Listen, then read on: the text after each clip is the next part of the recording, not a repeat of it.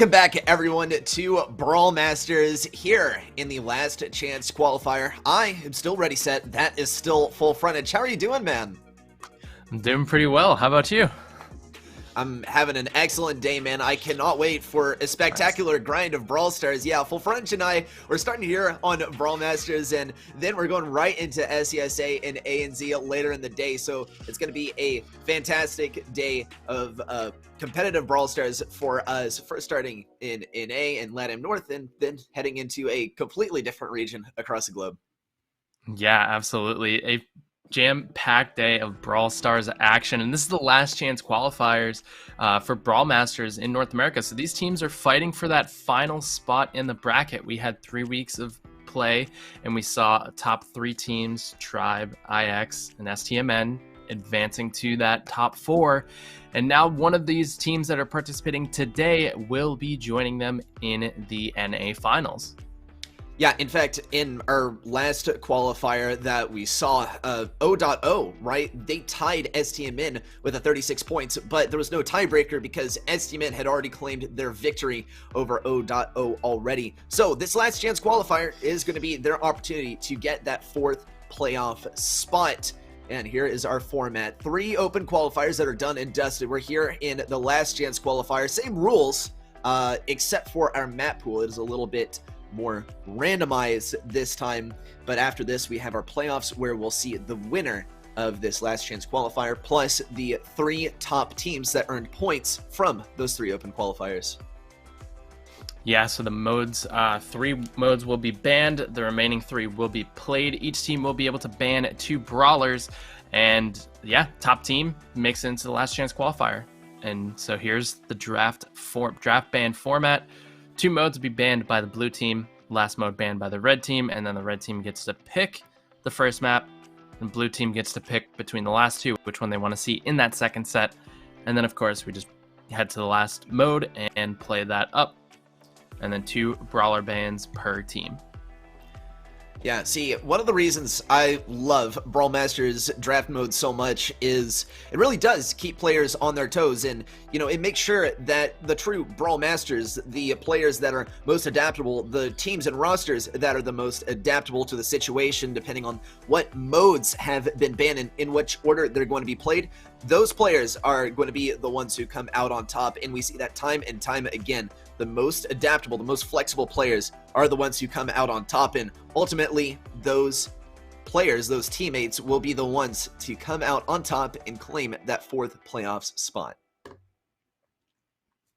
Yeah, it's going to be a tough fight today, but that's for sure, because like we said, only one of these teams that is playing today will be able to make it through. They have to win the last chance qualifier to make it to that playoff spot. So I mean, this is going to be a very, very intense day of Brawl Stars.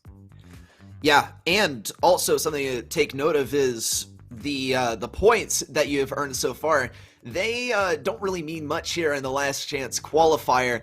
It is going to come down to who takes first place to determine who heads to the playoffs. Here are our maps, and like I said, these maps are the courtesy of our friend, the random number generator. Thank you, RNG. And that is helping us select our maps out of our competitive map pool today. We're starting off on double swoosh, then moving into triple dribble, shooting star, safe zone, nuts and bolts, and parallel plays. And keep in mind, these are not played in any particular order. Full frontage, they're going to have to choose between these maps to determine what the map pool is going to be for each respective match. Yeah. Blue team gets to ban 2 of these modes, red team gets to ban 1, and then those last 3 are just up for grabs. It depends on the order of how you want to play it. So a couple times that were played in the qualifier before was the fact that the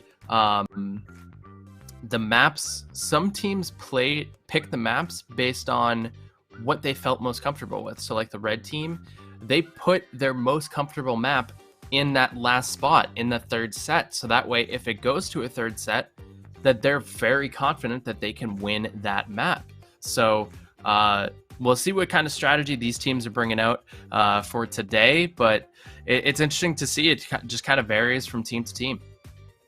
Yeah, Gallant Esports versus QSJ. That is going to be our first matchup for the last chance qualifier. Pretty soon, we'll be getting a look at how they have used the draft mode to gain a competitive edge in their upcoming match. I like what you said about placing the most comfortable map at the end of the match, just because, yeah, this is a very real thing that happens. The nerves can get to you, and you do want to have a sort of comfort pick as your last option. We see this manifest in a lot of different ways, whether it is players picking brawlers that they're comfortable on when things get really tough, or, like you said, picking a map for their final map, just in case things get kind of hairy and they want to have a more comfortable map for their last one. We have the mode and map selections incoming. Yeah, so we have Bounty, Heist, and Brawl Ball taken off the table. We'll kick things off on Hot Zone for parallel plays, then Nuts and Bolts for set 2, and then if necessary, we'll be going to Gem Grab. And the bans are Buzz, Leon, Stu, and Bell, and then Griff is globally banned for the last chance qualifiers. Well, oh my gosh. Well, I'm very, very, I don't even know how to put this. I'm very grateful that Griff is not going to be played here. He is a strong brawler and pretty unpredictable, and he has definitely shaken up ladder in his, short existence so far. Yeah. So, guys, yeah, no Griff for the day. And no Leon either. It's not a blanket ban across the entire tournament. It is just going to be banned out by Gallanton. Leon has been this recent introduction in the meta thanks to Lollipop Drop just over the past couple of weeks since he received that gadget. Yeah, and in fact, I think we saw Leon get his gadget like the day before Brawl Masters a couple of weeks ago, and it completely shook up how these maps were played, and the players that used Leon typically won that match in a dominating fashion thanks to that huge radius of invisibility. Yeah, I'm wondering if that's something that's going to be addressed in the next balance changes. Just tune that radius down just a little bit, maybe put a limit on how long somebody can stay invisible for, and then they have to go out and go back in. There's a couple things that they could probably do, and I'm sure the team's already thinking of it, watching competitions like this and getting that feedback from the community. But yeah, Lollipop Drop has definitely shaken things up a little bit. It's put Leon back in the meta, and we're seeing some comps that kind of focus around him, whether it's to counter him, whether it's to complement him, depending on if you're playing Leon on your team or not. So it's been interesting to see how new gadgets that have been coming in have shaken up the meta quite a bit. And then same thing with Stu's gadget. He had one of the first gadgets that came out as of the last batch of gadgets that came into the game, and Stu's just been an absolute dominant force, and I feel like he's banned every single map. Yeah, we see, Stu played every now and then before he receives the new breakthrough gadget, just because, okay, he doesn't get knockback now, and the way that Stu is played is, quite different. You're not playing just all over your enemy. You're kind of like attacking, run away, attack, run away, attack, run away. And now it's just, hey, I'm here now, break through the obstacles, and now I get a free kill pretty much, and I get some good strategic wall break as well. And now we see Brock with Rocket Fuel more fulfilling that role of wall break. Sometimes on these long-range maps, parallel plays is a very strong place for Stu and for Leon. We're not going to be seeing him this time. It is going to be Amber, Jesse, and Jean, played by Gallant. QSJ, they have the exact same comp. It is the mirror match for game number 1. Yeah, and I think even the skins might be the exact same. Nope, we have Pirate Jean in that top right, so nope. No, so close, but so far. But it's going to be Guerrero picking up that kill for Gallant on the bottom left-hand side. So Gallant was able to take control back of their hot zone. But the QSJ did get a couple ticks on it. So looking to push forward onto the zone and pushing Guerrero back out of the way.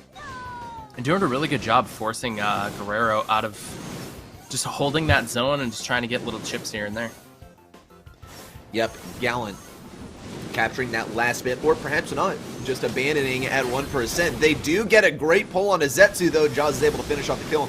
Quan advances towards Gallant's point, but Gallant has the lead. Shine gets a colossal pull on the Jaws, and Jaws falls. Steven pinched so hard between Zetsu and Shine.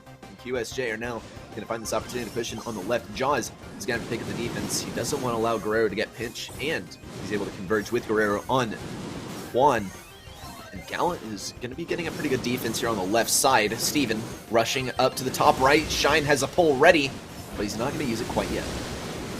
Yeah, gonna hold off on using that. And we do have a, I believe the Amber is like kind of trapped in that top right. Yeah, Steven's gonna go down there. Jaws with 35 health ends up tying it up, but it's gonna be Juan getting a little bit of extra percentage on that bottom left-hand side. Zetsu gonna throw the turret in, not gonna be able to gadget push onto that, but now QSJ taking really good control of this bottom left-hand zone, forcing Gallant to push up on the right-hand side, and now it's gonna be a 2v3 on the defense for Gallant. Yep, and it's a tough one. This is such a tough position to defend when you're constantly respawning, and there's just no coming back at this point for Gallant. It is gonna be QSJ to take game number 1.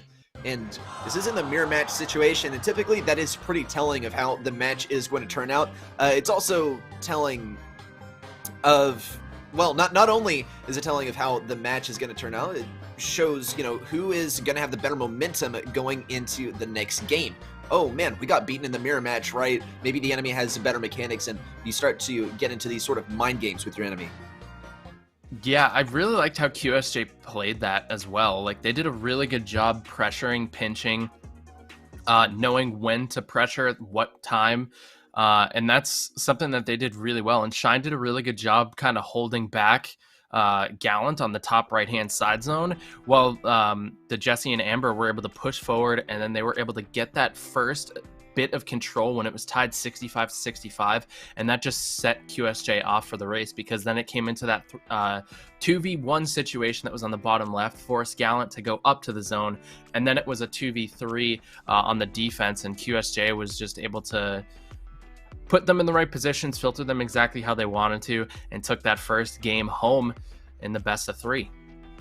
Yeah, and I like the way you explained that as well. And, you know, once they grabbed control of that bottom left point, they were able to just stagger their enemy, keep them respawning. And it is a pretty tough spawn to fight out of when your enemy is on your nearest hot zone and so close to victory.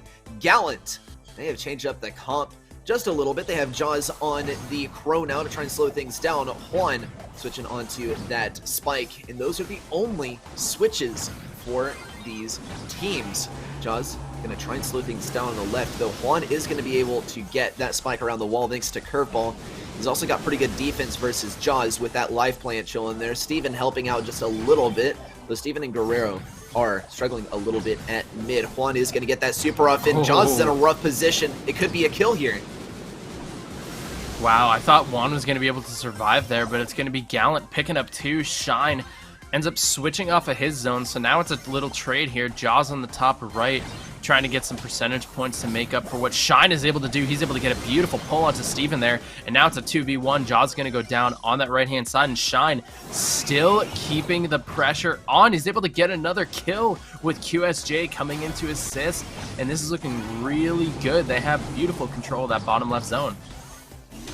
Yeah, beautiful control, and Shine gets a colossal pull as well. Jaws goes down. Guerrero in a rough situation between a rock and a hard place, and does fall to Juan. Shine throwing up that pin. It looks like a QSJ victory here. Jaws has that super ready to go, though. He's going to go aggressive. Shine just knows exactly where he is jumping to, and man, that is going to be the victory for QSJ here in set number 1. Man, I gotta say, the play that QSJ had, they looked so much more dominant in that game than they did in the first game. I don't know if it was just like adaptation to like, okay, now we know how Gallant plays. Like you said, we were able to beat them in that mirror matchup.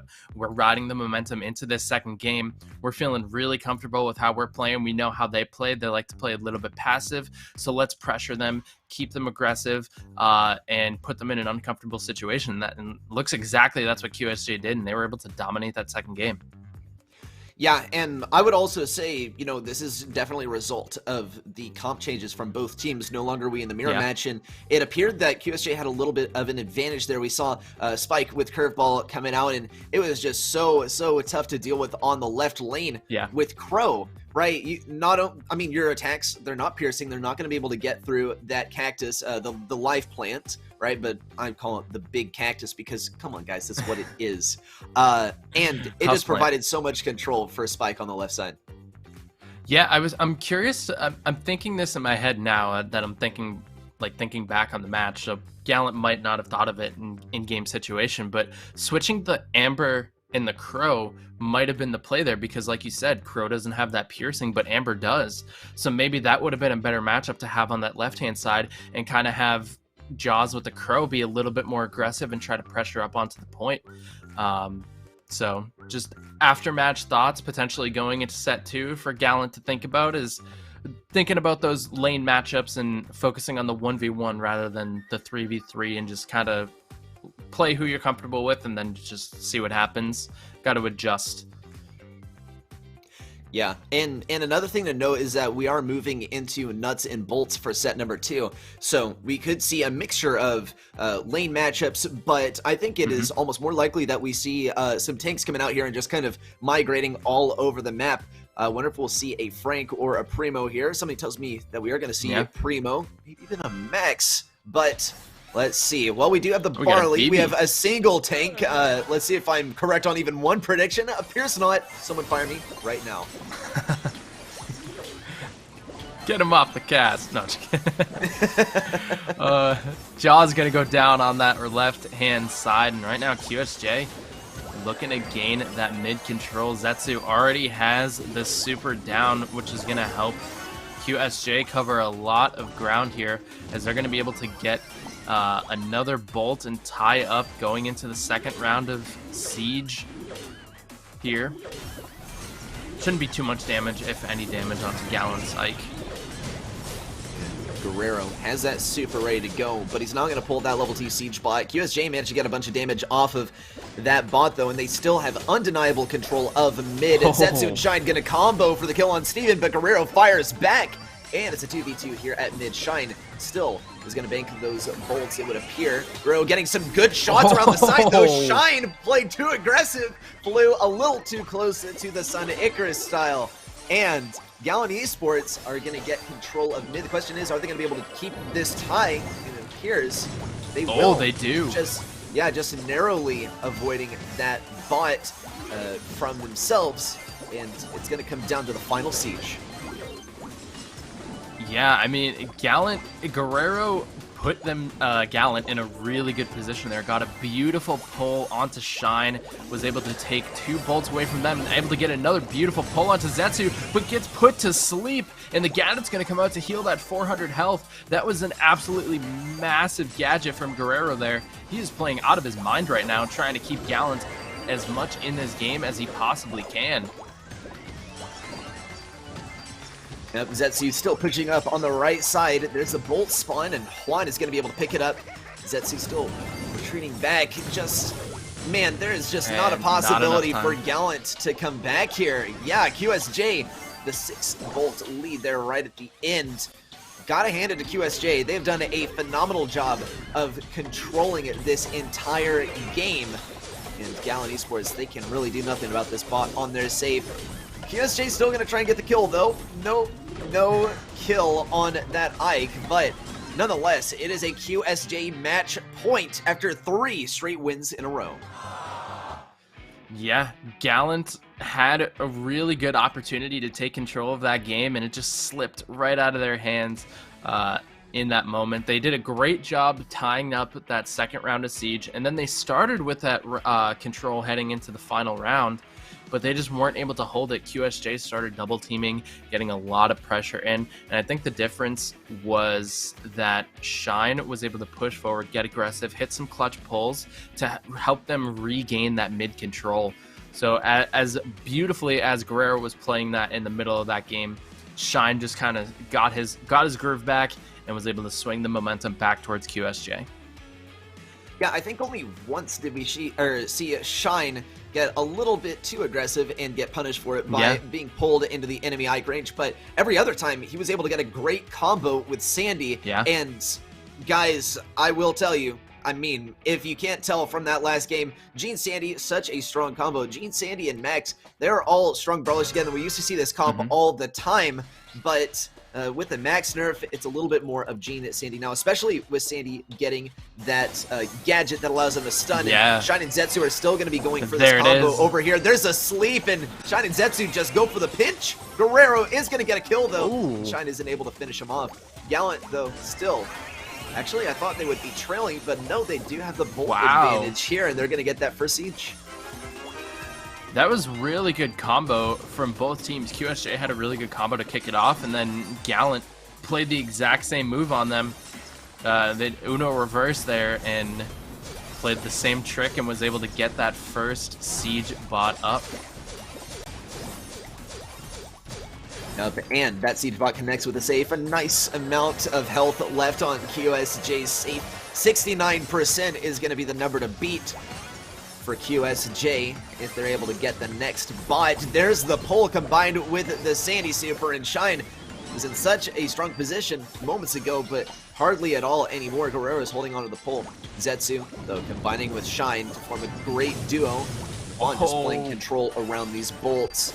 And that Super is going to provide a little bit of room for Guerrero, but it is still going to be a level 6 siege bot for Gallant, the second siege bot of the game, and QSJ with a 4-bolt lead as we approach the final siege. Yeah, not that big of a lead for QSJ in terms of the bolts right now. Shine is going to get taken down by Guerrero, and Guerrero's going to try to get a little bit more chip, brings the Ike down to 52%. Look at Steven and Guerrero just hiding in that bush, looking to hold that mid control, because again, difference is only going to be 4 in terms of the bolts, so if they're able to tie, then that is going to put them in a very good position. Guerrero most likely just going to retreat with these gems and gets a beautiful pull. And Guerrero is just popping off right now. And again, looking for that tie, and Shine responding with the pull of his own. This is going to be really close. I feel like I've not seen a single missed pull this entire game. Ouch! And we do see the level 8 siege bot from QSJ. It is down to this defense from Gallant to tell whether they will be knocked out right now with 4 straight wins in a row from QSJ, or staying in the competition just a little bit longer. Zetsu is going to be able to connect with the safe. So can Varley. Some shots coming in. 60 to 52. It's getting so close. The bot is not going to be able to finish it off. Just takes 3% differential, and Gallant is still in it despite being at the match point once again. Oh my goodness. Jaws at the last second. He just walks up and tanks the siege bot. Oh my goodness. That was so close. Guerrero just got in range. I saw Shine sprinting to try to take the Spirit Hand and get that pull in and be like, don't take the siege bot, but he didn't get there in time. So Guerrero did have a successful pull onto the siege bot. And that was the difference right there. If Shine was able to body block that pull, that would have been it. QSJ would have won it because the siege bot would have stayed on the Ike.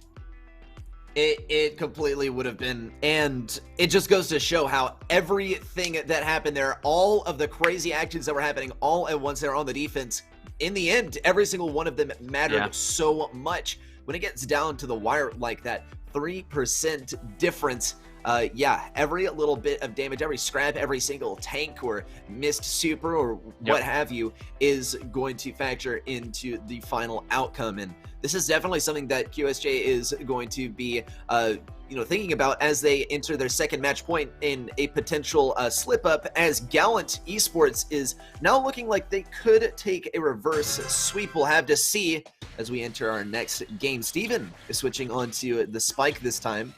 QSJ, they are swapping Zetsu to the off of the Sandy Mike onto a Dyna. Okay, interesting. What do you think about the double thrower here? Well, okay, double thrower is definitely very strong on Siege, and I think maybe it is some kind of adaptation to deal with, Steven over here, right? He is on Spike, and Spike has a very rough time versus throwers. So Steven is going to be looking for sort of a lane matchup versus Shine and potentially a defense versus the bot, but he is going to be having a tough time this entire game versus both of the throwers. So it is maybe a bit of an outcomp by QSJ, and they're not going to be able to get on the Ike, but when they are able to get on the Ike, it could be a one push thanks to the 2 high damage output throwers. Yeah, so you think the double thrower is more as an offensive play, and kind of like they're going for like a one and done type of push. Yeah, versus that a longer game. Yeah, that plus, better ability to retake mid and, look for optimal matchups. Ooh, Magic Hand is able to connect with Shine, but he doesn't get pulled. Interesting there. QSJ is going to get the level 7 Siege bot, and they'll be able to push him once again. They just got to all stay alive and connect with the safe. Shine has a pull ready to go. Steven throws it down life play. There's a super as well. Loads of damage on the bot. QSJ, they don't even need a push in. They already have control of mid. They're going to be looking pretty good heading into the final siege. Yeah. I mean, QSJ just has complete control of the mid right now, and I don't think Gallon can get anywhere close to it. Zetsu going to be able to get the kill onto Steven. The pull coming through for Shine, and with a squad wipe there, that is going to be game, set, and match. QSJ going to get that final siege bot and going to take home the 2-0. Well, GG for that. A 2-0, almost a flawless victory, but there's not really much Gallon could do. They switched Steven onto the spike for potentially a counter to a tank. If that were played, it was entirely possible with Primo available, but QSJ had a great prediction. They switch Zetsu onto the Dyna, and just to clarify, Dyna, when the walls are up, of course, is a hard counter to Spike. With Demo, he can one-shot Spike, and Spike is just never going to be able to touch him because Spike's never going to be able to get over those walls, right? That is kind of the nature of Spike's attack. It doesn't go over walls, in case you needed a little bit of a refresher. Though, that is match number 1 wrapping up, and QSJ will advance to the next stage of the bracket into the round of 8. Although that would be a cool gadget for Spike, like Seed Bomb, and then you just like lob, like kind of like a super, but it's like a normal attack, like a gadget. So instead of the gadget that like he shoots a ton of spikes, you just Supercell taking notes. Take notes, guys. This is the full frontage of visionary. I'm big brain. Someone clip, and then when we get back later on, or when that arrives in the game later down the line, you can praise full frontage as a visionary. Or chat's gonna yell at me, one of the two. Yeah, one of the two. Maybe not like this or something like that. It'll either be big brain or small brain. Yeah, either 5-head or 3-head. I'm not really sure, guys. We'll be moving into our next match shortly. It's gonna be 2.4 versus Dark Roots Gaming for our next match in the last chance qualifier. Yeah. So I'm not too familiar with either of these teams, but maybe might be familiar with the players, but the names are not clicking in my head. I think we've seen Dark Roots in a couple of the previous qualifiers, and I think they got matched up against like Tribe or STMN like early on in like the round of 16. So we might not have seen them make it further into the brackets, but hey, those two teams that they might have played against earlier, they are in the playoffs already. So maybe this is Dark Roots Day. We'll have to find out. So. Ready? Walk us through what the mode bans and brawler bans are. Yeah, well, we got Heist picked as the first ban from 2.4. They're also getting rid of Brawl Ball, which leaves Bounty Siege, Hot Zone, and Gym Grab banned out by Dark Roots Gaming. And the mode order is going to be Shooting Star first, then Nuts and Bolts, then Parallel Plays. And also take a look at our brawler bans. It's going to be Barley and Sandy from 2.4. And then Stu and Gene from Dark Roots Gaming. So that still leaves Primo open. It leaves Bell open. It leaves Buzz open. I don't know if we're necessarily going to see really any of those except for Bell on Shooting Star. Nuts and Bolts and Parallel Plays, so it is absolutely going to come into play. Buzz and... Buzz is going to be so powerful on Nuts and Bolts and Parallel Plays. What do you think of Buzz on bounty maps, like just in general? Yeah, I mean, you can play pretty well with tanks on a long range map if you're able to play your cards right, like Primo or Buzz. But the reason we don't see it is if you can just keep these guys at long range and deny them their supers, then you know there's nothing they can do to really touch you. Primo does get a super for free, but he has to feed super to the enemy first in order to get it. And you know, if you're faced versus Nanny or if you're faced versus Piper, they're just going to be able to knock you back or get out of the way. So you're still going to get taken down. You can force them towards the back of the arena towards the end of the game, but generally it's just not a very good strategy on Shooting Star. Maybe on other bounty maps you might be able to pull it off. Yeah, an early lead coming out for Dark Roots here. They are absolutely dominating. LT putting in some work on the right-hand side. Bear traps being laid out all over the place from Panda, and a 12-1 lead, plus the Blue Star Elite going to be able to take another kill onto Piper on the right-hand side, and this is just looking like a clinic for Dark Roots right now. It does look like a clinic for Dark Roots. Zekrom is chilling over here on the left side, picking up even more kills. Pandify also backing up. Elite over here on the right is just hanging on to so many stars. And there's a kill on a Zekrom actually, and this could be the beginning of a comeback for 2.4. They're able to muster it. Ike is going to be able to push up on the right side. Oberg still looking for damage. He needs that next super. He's going to have to pay for getting supercharge, receiving that return to sender. A little bit more damage. Pandify looks for the kill, and it is not going to be a kill on Oberg yet. There it is. Dark Roots Gaming pretty much undeniably winning this first game. Yeah, 24-7. I think even if they were able to get a team wipe here, it still wouldn't be enough stars at all. Another kill going over to Dark Roots, and this is GG well played. GG well played. 2.4, they just got taken down really hard right off the beginning, and Dark Roots Gaming were able to keep up that momentum. This could perhaps be a little bit telling of Dark Roots Gaming. You know, they're pretty good at the game, and you know, they just got taken down early by some pretty tough teams in our previous qualifiers. So I would say just based off of this and based off of their performance in previous qualifiers that, you know, this is a legitimate contender for the winner of the last chance qualifier, though 2.4 is going to try and put a stop to that, though it is going to be a large obstacle for 2.4 to overcome.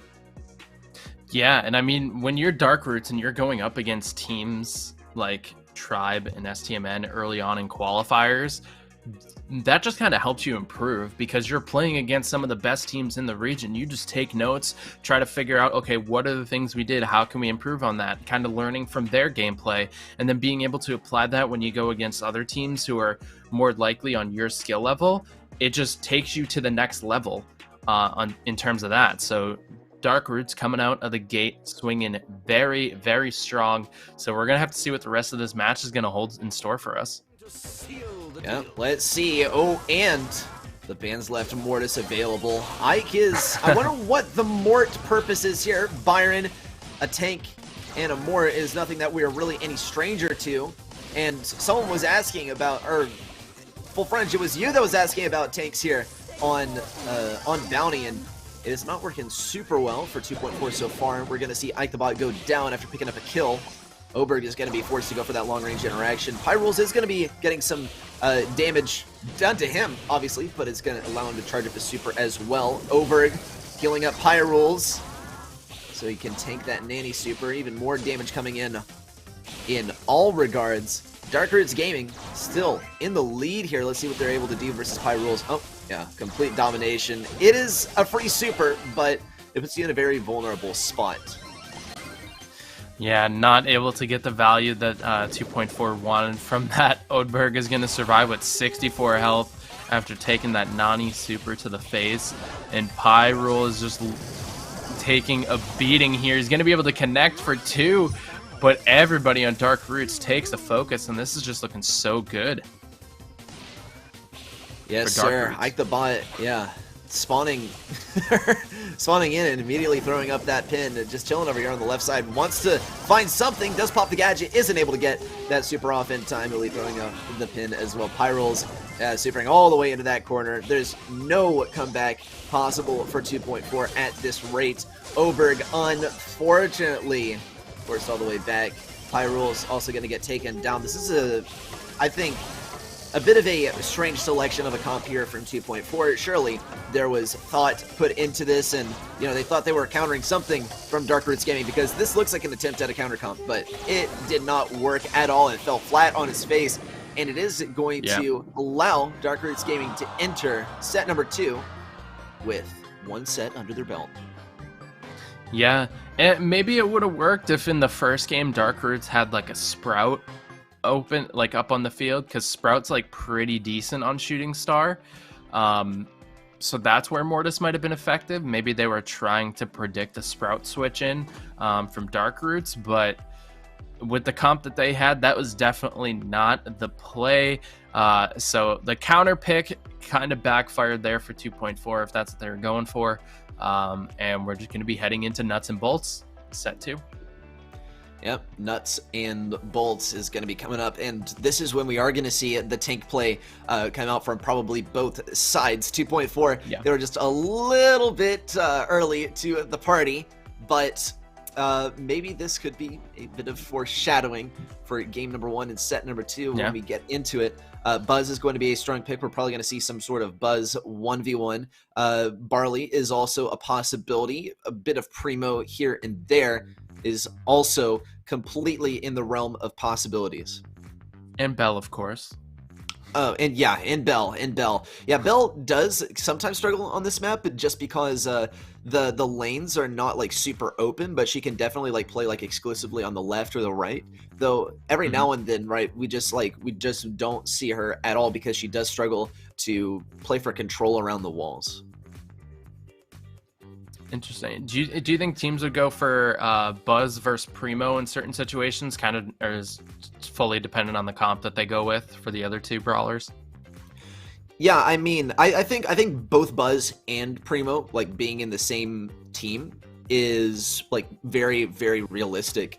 And sometimes, and I mean, these brawlers are so predictable on this map that sometimes people do try and like play the counter picks. Like, you'll see a Surge in the match, and sometimes it works really, really well, and other times it just completely fails because Surge is like unable to get that first level, even because he's just denied it consistently with a lane matchup that's suboptimal for him, say with a Barley that is on lane and is able just to stick back in the radius of the Ike. Let's get into our first game of set number 2. It is going to be Poco double tanks. And Dark Roots Gaming, they're going triple tanks. They're lacking the healing, but they are bringing the punch with loads of health up here at noon. Yeah, Paco double tank coming in. Walls are already going to be broken. The stun's going to be coming through, and Dark Roots getting a clean team wipe right away. Yeah, good team wipe right away, and they do actually break open some walls here. Oberg goes for a stun, isn't able to get anything off of there. Great bubble there by Zekrom. He chains it too. And there's a stun onto the bot, but look at Panify. He's going to be able to walk in for free, get a huge stun, or perhaps not so huge, but he does get the Ike within that. Another stun, and he keeps on hammering away on that save for one more shot. No, 2 health. Oh my goodness, 2 health. The BB bubble's just gonna come through and wipe it out. Dark Roots just looking so good right now. That is funny. Well, I've never seen such little health on an Ike before, right? So we've seen 2, now we just need to see 1. It might not be happening here at BrawlMSTRS, but I would love to see it at some point. Undeniably, Dark Roots Gaming taking the win here, and they have claimed 3 wins in a row, and I think this was a good comp pick from them, right? Because they are just getting the lane matchup absolutely perfect. They go immediately for the Frank with their Primo, and Primo's just as hard counter to Frank he has always been. He can just get right up in his face and chain those supers together. In 2.4, they unfortunately weren't able to really get good value off of the stuns, even though they were getting a Frank super pretty consistently. Yeah, and I think what kind of helps with that is having the Buzz on your team as well, because if you're able to just start chaining supers with Buzz, and just keeping that Primo stunned, then that's going to allow the Frank to get a little bit more hits in, be able to get supers more frequently, and that's what they were able to do with that. And also the fact that they were able to chain BB bubbles so easily in the middle of that game was pretty crazy. It was pretty crazy, and I wonder if we'll see any craziness going into the next game when we get started with that, because you know, when we find ourselves at this point, especially with such a dominating team, this is when we see the PSG Shelly come out with clay pigeons. We saw it in the World Finals last year. It might have been on this exact map as well. I think it was Nuts and Bolts PSG Shelly. Yeah, from PSG. And Dark Roots Gaming, I wonder if they're going to be taking this super seriously, or whether they will be bringing out something funny. El Funny Comp 2.4, they're not playing around. Dark Roots, they are not playing around either. They have Elite on the buzz. Sticking yeah, with it is the the same same comp comp as last time. Yeah, sticking with that same comp, Elite going in for the pull. Pyro is able to get a beautiful shot there and clean it out, but still Dark Roots keeping the pressure on. And they're able to get mid control early on, get a level 4 right off the bat. Yeah. Elite, though, is going to potentially fall victim to an attack from Pyrules here. Pyrules really wants that last attack on Elite so badly, actually, that he's going to be sticking up here at mid, and he gets punished heavily for it. Pandify now approaching the Ike with a big stun. Elite's all over it. Zekrom approaches to smack it a couple times. Pandify wants that last hit. Is it going to be low? Oh. No, 3080. Oh, well, the graphics card that I have always wanted. 2.4. They're going to have to defend their spectacular NVIDIA graphics card here, but Dark Roots, just a single BB bubble could almost bring it to its knees. Ooh. Yeah. We'll have to see how this is going to play out. Oh, BB's bubble just going to go through, clean it up, and there it is. I was going to say, maybe Elite's going to like try to get a super and then like pull himself in to get the stun, but no, you just need BB's bubble and that's it. Yeah, a bit of an unceremonious end to 2.4's journey. A complete 4-0 for Dark Roots Gaming. Colossal. Yeah. Makes me start to think about did 2.4 stand for 2 sets lost and then 4 games lost? I'm not really sure. And I don't want to roast them too hard because, I mean, you can definitely see there were some good efforts made, but Dark Roots Gaming, like, I know these players. They are very talented NA players, and at the mercy of very strong players, anyone can look in experience. So that is going to be Dark Roots Gaming moving on to the next stage. Congratulations to them. Yeah, and like I said, I think it recognized their names like earlier on in brackets, and they might have just gone up against like some of the top teams in the region, weren't able to kind of push through. But I gotta say, after watching that game, they're looking very strong, very confident in their play throughout the day. So I'm excited to see if they're able to go the distance. Yeah. Well, we'll see if they're able to go the distance. Dark Roots Gaming are advancing on to the quarterfinals, and I believe we might have a bracket ready to view at some point. Yeah, no, not at the moment, but one thing is for certain, and that is that Dark Roots Gaming is advancing onto the next round, and so is QSJ. We could have a potential matchup later on, and we've seen such dominating performances from these guys so far. I wonder what happens when you put these guys against each other. Yeah, it's going to be interesting to see if they end up meeting, if they're on the same side of the bracket, if they're going to be on different sides. We'll find out. We'll get there. But yeah, I mean, just phenomenal performance from them. I think it was the most dominant that we've seen. Guys, let's get a look at our bracket, and maybe we can draw some further speculations as to what matchups we'll be seeing later on.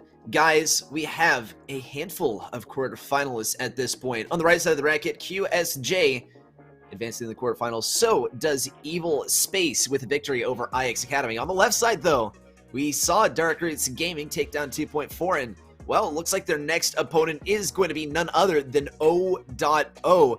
They have been so terrifying to go up against in BrawlMSTRS so far. In fact, they tied STMN in points, but STMN had already taken them down in a previous qualifier, and that is why they are competing in the last chance qualifier. This is going to be a furious match in the quarterfinals.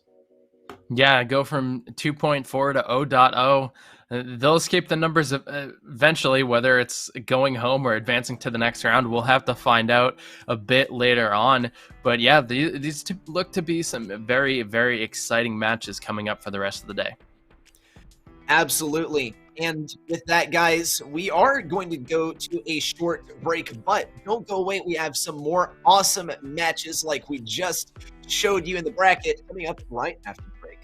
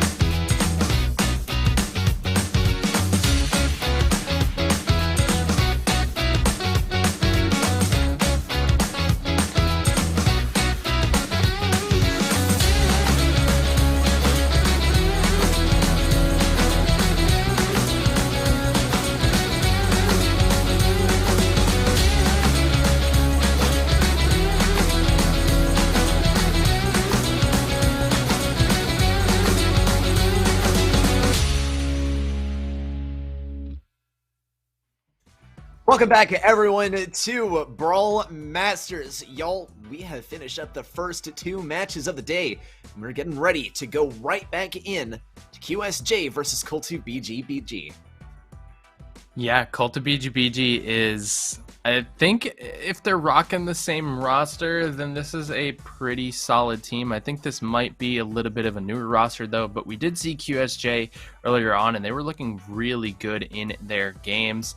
But let's take a look at the mode, bans, and maps for this set. We have Brawl Ball, Bounty, and Heist taken out of the equation, and then we're going in with Gem Grab to kick things off. First time we're seeing Gem Grab today. And then Hot Zone for set 2, and then if necessary, we'll go to Siege for Nuts and Bolts.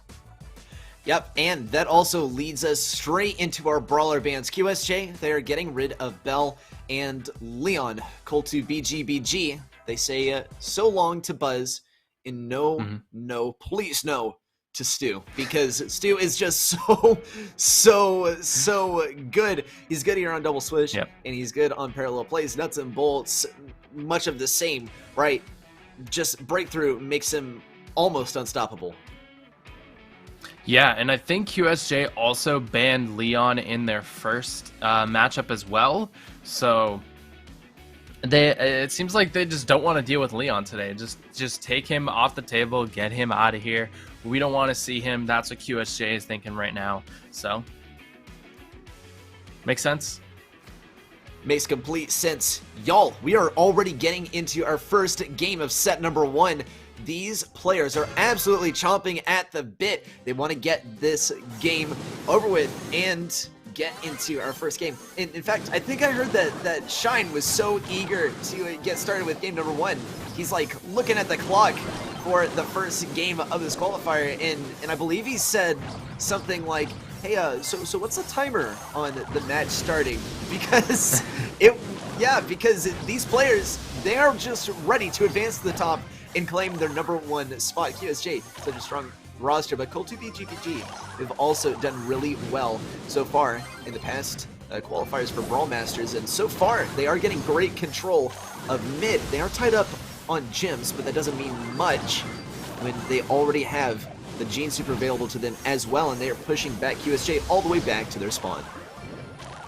Yeah, great job from Juan, kind of clearing out some of the bushes on the right-hand side.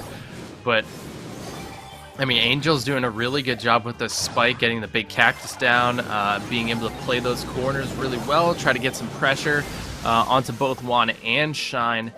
And Cult2BGBG have 8 gems. They just need to get 2 more. This one's going to be spawning on the side of QSJ. And QSJ trying to get that mid control back, but they're just not able to get anything. Tara hasn't been able to get the chip damage. We haven't been able to see a super coming out from her. Shine hasn't really been able to get his super much at all. And Cult2BGBG is going to look for this last gem to spawn on their side. And a beautiful pull from Togi play. They're going to be able to pick up that 10th gem, and the countdown has started. Yeah, countdown is starting. 100 health remains on Juan. He's not able to get... Oh, actually, never mind. He does get the burn off on that super. Shine is the last member remaining. He does have that super. Ouch! Barely misses Angel U. It wouldn't have interrupted the countdown, but he's definitely not very pleased. Shine has been playing pretty much only Gene for this entire qualifier so far, and he is very good at it, though he was not able to get that last pull off. And QSJ, I mean, I think that this comp kind of fell flat on several fronts. Cult2BGBG, they were able to get really good control for the entire game. I think this does call for a bit of a comp change from QSJ in order to get a bit of an advantage here on Cult2BGBG. Yeah, I think Angel on the spike did a really good job kind of pressuring that right-hand side. There were points where they were taking 2v1s onto the Gene and the Amber on the right-hand side. And then the Tara, just it didn't feel like the play. Like, usually if you're able to get hits onto Tara, but she was laning against an Amber. That is not the lane matchup that you want to have, because you're only hitting one card at a time, and it's going to take a long time to charge up that super. They didn't have one super available on Tara that entire game, and I think that's what really set the tone for Cult2BGBG to really just destroy them and take mid control in that first game. So definitely need a little bit of a revisit and comp from QSJ. it's not that there were any like major mistakes. It was just the kind of the comp and the nature of how it went. But so I think if QSJ gets a good comp up in the second game, then we'll be in for a really good game too. Yeah, and I like how you talked about the Tara, because with Tara and Amber has like such long range and is able to get the burn on the bushes as well. Like Spike was a formidable foe, and I mean Amber just burning all those bushes. Tara, we're talking about a brawler that is able to thrive so much off of the presence of bushes, and combine that with Jean, and you have something that is really, really dominating. But without bushes, you're not able to sneak up on your opponents and get those pulls, because her pulls range isn't super long, and it takes her a long time to get it as well. Her range is pretty long, but not enough projectiles to get it pretty rapidly. Okay, here are the comms from both teams. QSJ, they are keeping Shine on the G as usual. Zetsu switching onto the Sprout for the right lane. Juan on that Spike. And Juan is going to have a bit of a rough time versus the single target absorbing Shades, as Angel U keeps on pushing up. Penetrating attack destroys that life plant, and Juan is forced back. Angel U sets up here behind these hay bales. A classic and perfect position to be lurking in the bushes. Shine looks for the pinch, and Juan is also trying to help out, but it doesn't change the fact that Colty BGBG, they are farming up their first super on Togi Play pretty quickly. Yeah, and very interesting that Colty BGBG opts to bring out the Tara here after it gave QSJ such little success in that last match. But this time it is not going against an Amber, it is up against a Spike. So I think Angel will be able to get a few more hits here. And yeah, Angel does have the super up already. So once back at full health, we'll look to see a play make here coming out from Cult of BGBG. And right now it's tied up at 5 gems each. And there's going to be the pull coming through on the left-hand side. Not going to be able to connect with Shine, but it is going to be able to take Juan down. And now Cult of BGBG with the mid control. Yeah, the Shine does still have that super though, so QSJ could have an ace up their sleeve. Togi Play is not able to hit that max range pull. It was quite a bit short. It wasn't super close, but it was quite close. Angel U gets taken down, and so does Javier. This is going to be the mid control for QSJ. And if they get to 8 gems, we could see this whole interaction of one team picks up a couple gems, gets to 10, and the other team is able to tie it up during that 15-second countdown. Here we find ourselves at that point. Both teams are going to be playing it pretty cautiously now, and we could see the countdown changing hands a handful of times. Togi Play is going to take some major damage, pops that lamp blowout to heal up. Zetsu gets pinched, and Shine is looking for an opportunity to get the 9th one. Oof, Angel U has a pull. Yep, just got the super up. Togi Play looking to get the super as well. It is tied up at 9 apiece, so once the countdown starts, these teams cannot retreat. And here we go, the pull's going to be coming through, and it's not going to be able to connect to anybody. Cult of BGBG starts the countdown. They're able to get a 2nd gem. That is massive. If they're able to claim this last gem, which will spawn on QSJ's side, they are not able to. And a takedown coming through. QSJ looking really good. Zetsu on the retreat, and we have a series. Yeah, this is just not possible for Colty BGBG to take back. And it is going to be a QSJ win for game number 2, which is going to take us to a 1-1 set. And I would definitely say this is a closer matchup than we have seen in our first 2 matches. We're getting further into the tournament, and these gaps as far as skill level and team synergy are going to start to close. And as you said, Full French, we have a series here. This is going to be a close final game. Yeah, I think QSJ made a really good adaptation there in the middle of that match, where they were able to push Zetsu a little bit further with the Sprout and try to pinch Cult of BGBG in a corner. And I think the game changer in that match was Angel missed the pull with Tara. And then Zetsu was just able to push forward, pushed down, and then it became a 3v2. Then they were able to close in and keep pressure onto Cult of BGBG, and that's what ended up swinging the momentum in their favor. So one missed super really just kind of shifted the way that Cult of BG was positioning themselves, and QSJ was able to pick up on that and close it out in the final seconds and giving us a game 3.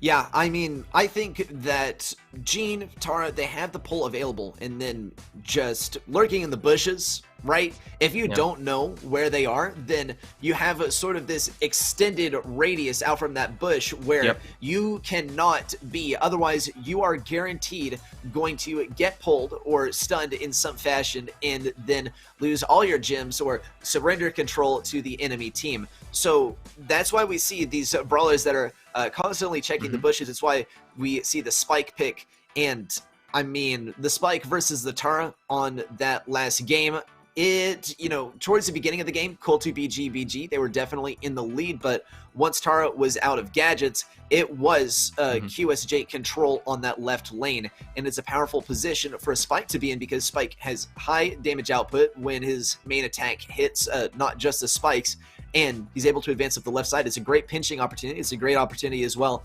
to force Gene out from his typical spot, right? You have Spike super, you're able just to put it in that one spot where Gene usually lurks with the pull, and now your teammate, your Gene, your gem carrier, is able to get up, grab all those gems for your team. Comps not changing for, actually, yes, changing for QSJ. We have Juan over here on the right lane playing Amber. Cult 2 BG. They are switching Angel U onto the right lane as Tara. Yeah, and again, Cult 2 BG staying with the Tara and laning her against Juan. I don't see this being effective. This is how QSJ lost so badly, in my opinion, in the first game. They laned against the Tara, and it just didn't end up working. Does pick up a kill there, but we'll see how this is going to go. I mean, they pick up a kill, but QSJ does have the lead. Yeah, QSJ does have the lead. We'll see if that remains constant, though. Cult 2 BG. They still have Togeplay looking for the next super. Neither Gene has a super at the moment, and it is pretty much a free-for-all as a result. Togeplay is on low health. Shine looks for just anything. Togeplay gets to heal up, though, and Angel U's hanging onto that super. There's the kill from Zetsu onto Javier, and this is going to be a pinching opportunity, and it is going to force that Togeplay momentarily. There's the pull on to Shine, but Shine doesn't get pulled in all the way. He manages to snag himself on the corner of that hay bale, and it does actually save his life in this situation. There's the pull, unfortunately. A great prediction there by Angel U, or perhaps just a complete coincidence, but it is going to unfortunately cost Shine his pull, and Togeplay is now going to have control of mid pretty much. Yeah, Shine looking to get the final 2 gems to kick the countdown off. Zetsu putting himself in a great position to keep Togeplay out of the area, but Javier throws in the fuel to keep QSJ back, and they're sitting on 9 gems awaiting to get that 10th. And now it looks like they have enough control to push through, but I think they know that Togi has that super available, so they don't want to get too aggressive, because they might get caught out. Juan going to be able to push through with the fuel going down, and now QSJ going to be able to start the countdown, and they're able to pick up a kill onto the left-hand side, and this should be the game here. Yep.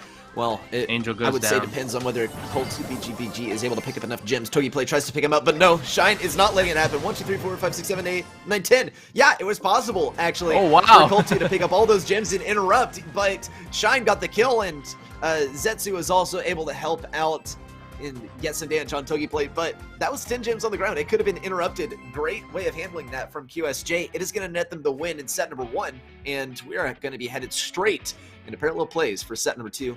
No Leon, though. Yeah, and again, I think it's at Tara.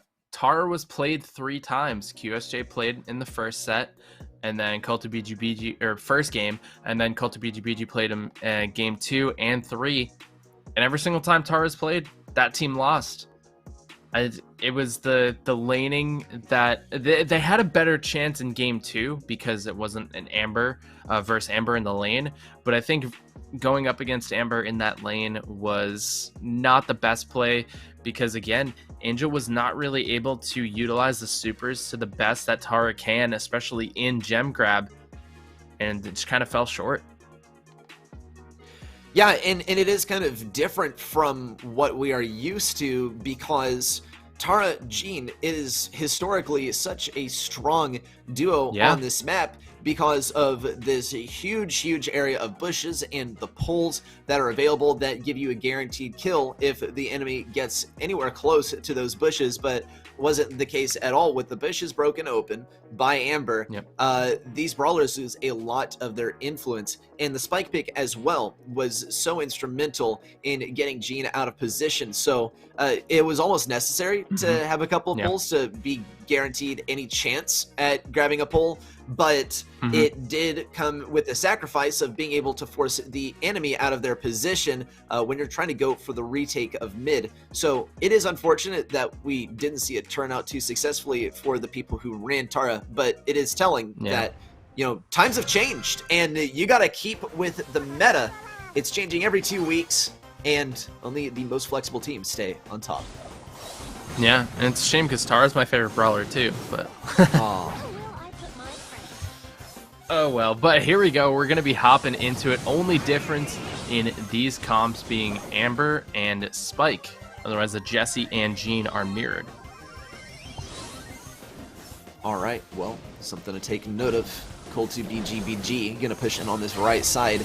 They do have Jean over here trying to lane versus Zetsu. Zetsu is going to get great control. Juan also throws in the super, and it is QSJ start taking this side. Angel U is going to be able to get around that big cactus and take out Spike. QSJ still in the lead, though, as they are capping their own point. And as a gap closes and both teams reach 50%, QSJ is going to surpass that mark, actually, as they have gotten more capture on the enemy point than Cool2BGBG has gotten on the enemy point from their perspective. QSJ, they do have Shine over here on the left with a super. Javier gets pulled, and Juan's able to finish off the kill. What a pull. Cool2BGBG. Yeah, a great pull as well. It almost looked like it didn't connect, but it completely didn't. Juan had a great prediction. Cool2BGBG had to go for the defense here, but it might be a QSJ win, just based off of what we've seen just now. Yeah, we saw QSJ play really well in Hot Zone earlier on in the round of 16. Their first game, they got off to a little bit of a slow start. Second game, they looked really good.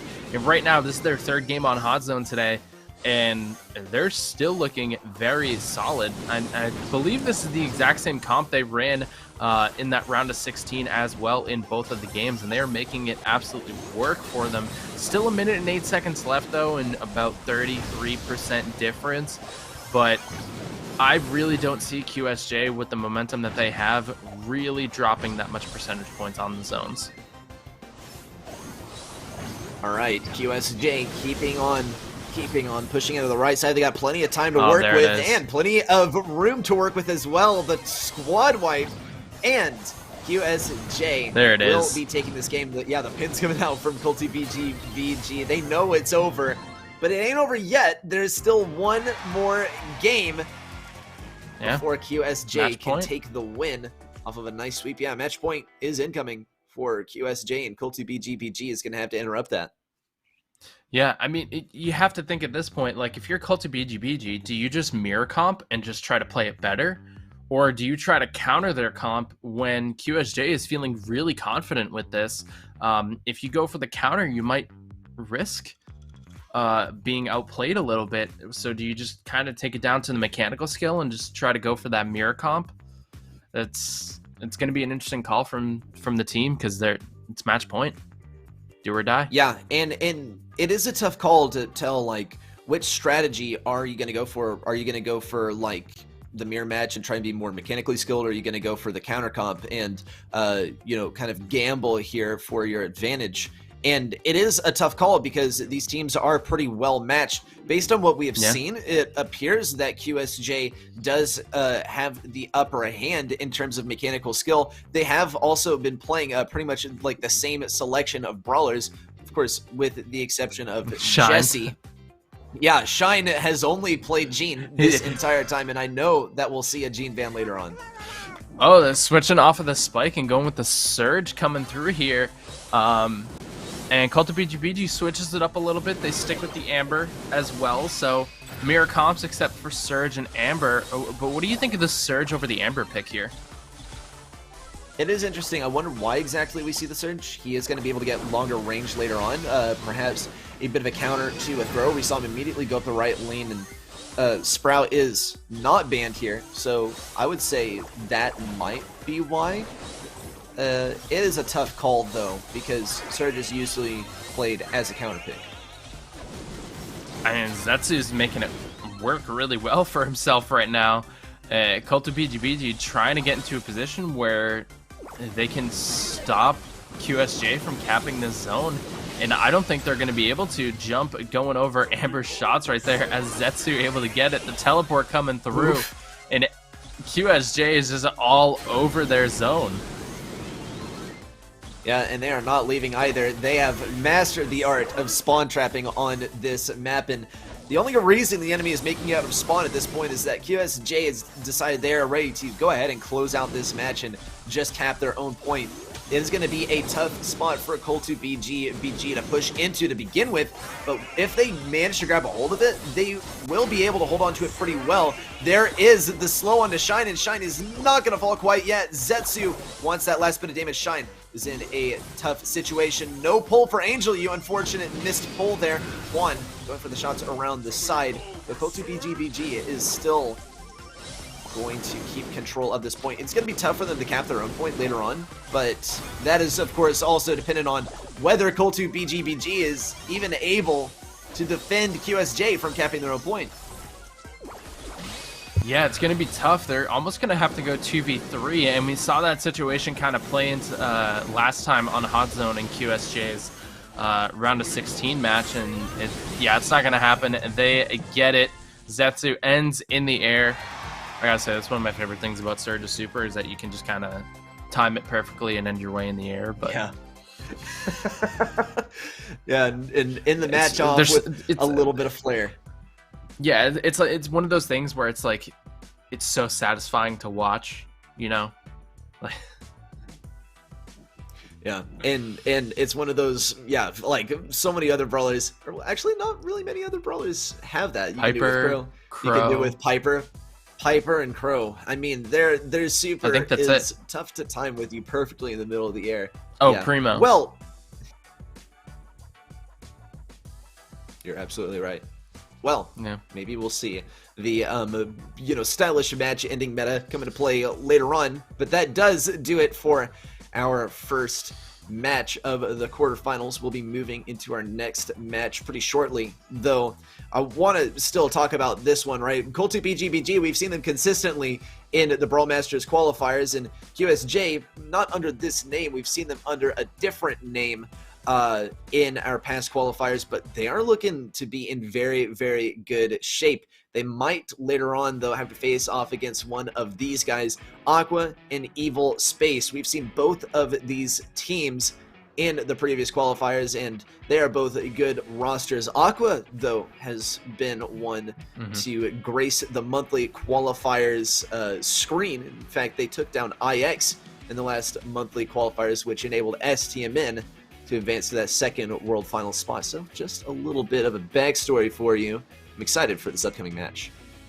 Yeah, Aqua also recently won the ESL Mobile Open tournament, so they've been on the up and up. And then Evil Space on the other side, like you said, we've seen them a few times coming through the BrawlMSTRS qualifiers, and they've taken down IX Academy on multiple occasions. It feels like every time we look at a round of 16 bracket, we see Evil Space versus IX Academy, and it's Evil Space moving on to the next round.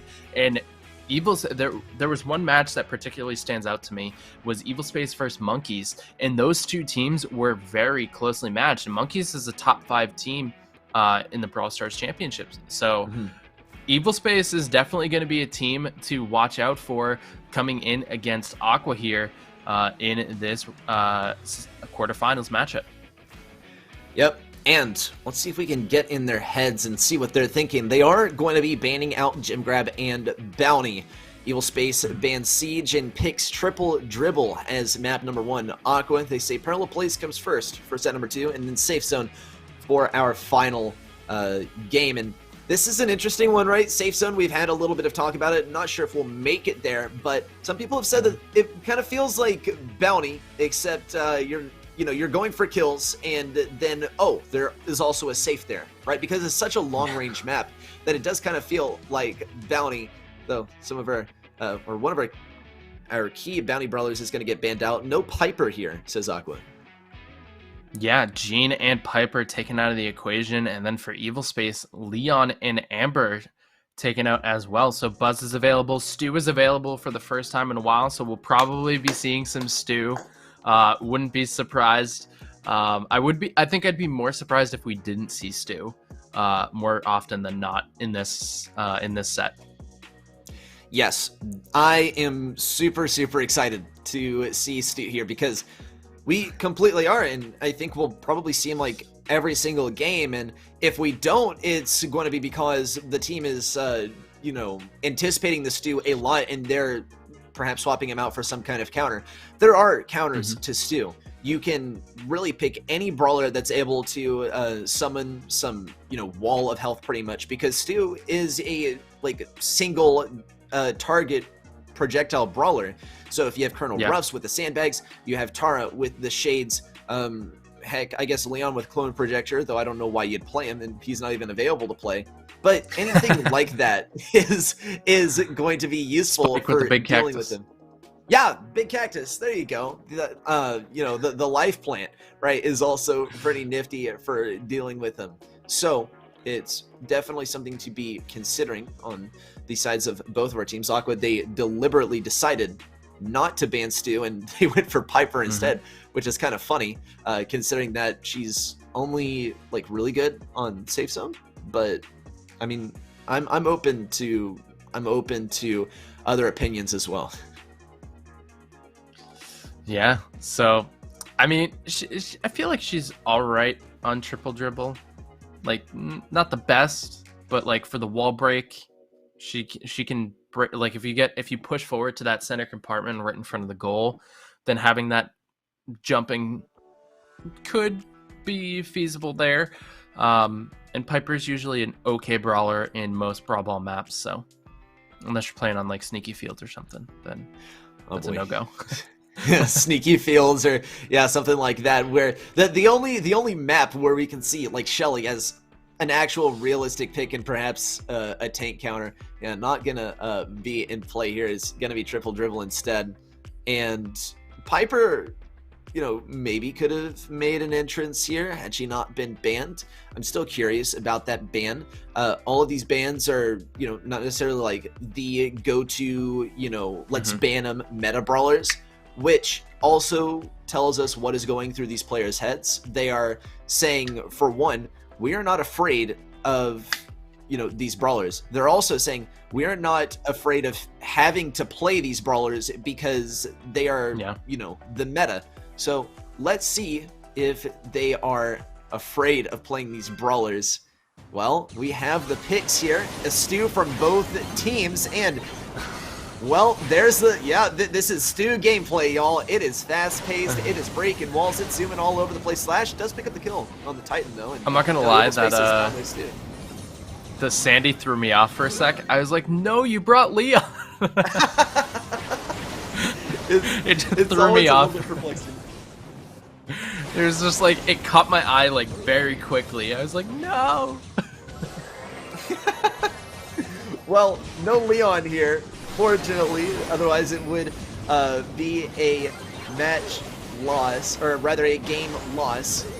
Jigsaw over here on the left lane. Ouch, does get taken out by the Titan, but Slash is there to pick up the kill once again. Min Woong now rushing around the right side. He's not going to get stunned. There's the stun onto Salas, though. Min Woong's able to put it in all on his own, and that is a first goal for Aqua. What a combo. Throws the ball and says night night. Stops Salas in his tracks, and this is looking very good for Aqua.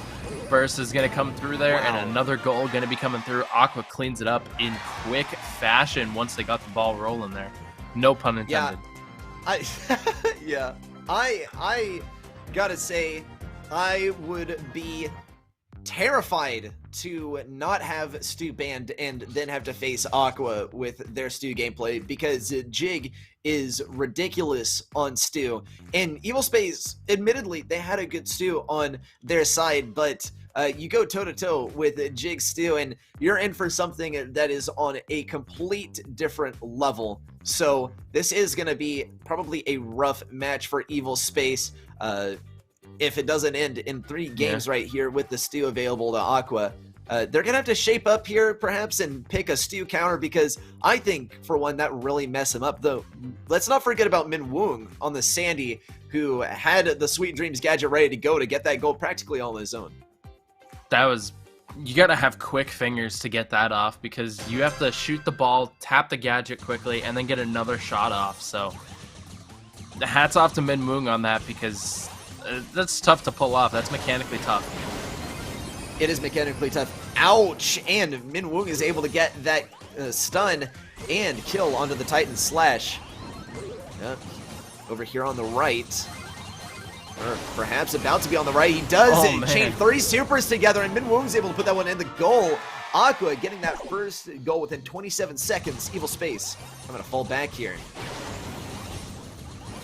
I'm about to call Min Woong Messi or something. Yeah, he's like dribbling and scoring goals all over the place, and he has his sights set on the next goal. Undoubtedly, the Titan actually rushing forward after throwing that ball at Slash. Now going to pick up the next super. Both Stews have supers. And there is actually the Sandstorm from Min Woong, but a counter Sandstorm from Salas. Slash gets a kill with Breakthrough. And there's Team a pass to wipe. Slash. Wow. Slash Wow. with the pin as well. Team wipe. And Aqua, they end set number 1 seemingly just as soon as it started. This was Evil Space's map pick too. And Aqua just like completely looked in control. So, I mean, heading into Hot Zone, you got to think that Aqua's feeling very comfortable right now.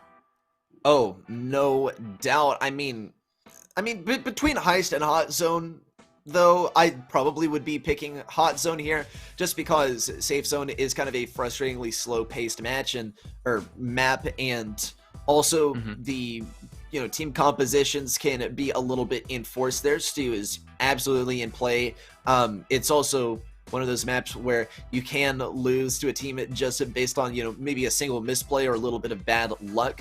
So, Aqua definitely hoping that they don't have to go to set 3, especially because that could result in a match point for Evil Space. They're looking very good here, and going into parallel plays, they are still going to keep Slash on that Stu, and he is going to continue doing a phenomenal job. I'm sort of wondering what the other picks are going to be, though. We could see Min Woong on something a little bit interesting here, because that is how Min Woong plays. He's usually the one to play like the off-meta brawler. Before Leon got that lollipop drop gadget, he was playing Leon here, and it could be something completely unexpected or just newly gracing the meta.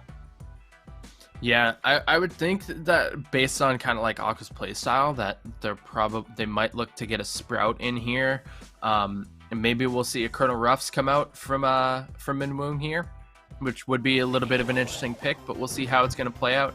And they're actually going to go Mr. P, Pam, and Jesse coming through here.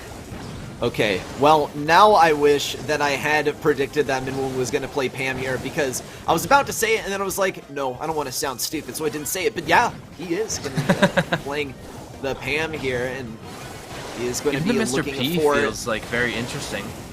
Yeah, it's interesting, and I mean, he's going to be going for control with those portas. Actually, we do see the kills from Slash and Min Woong there on the back left.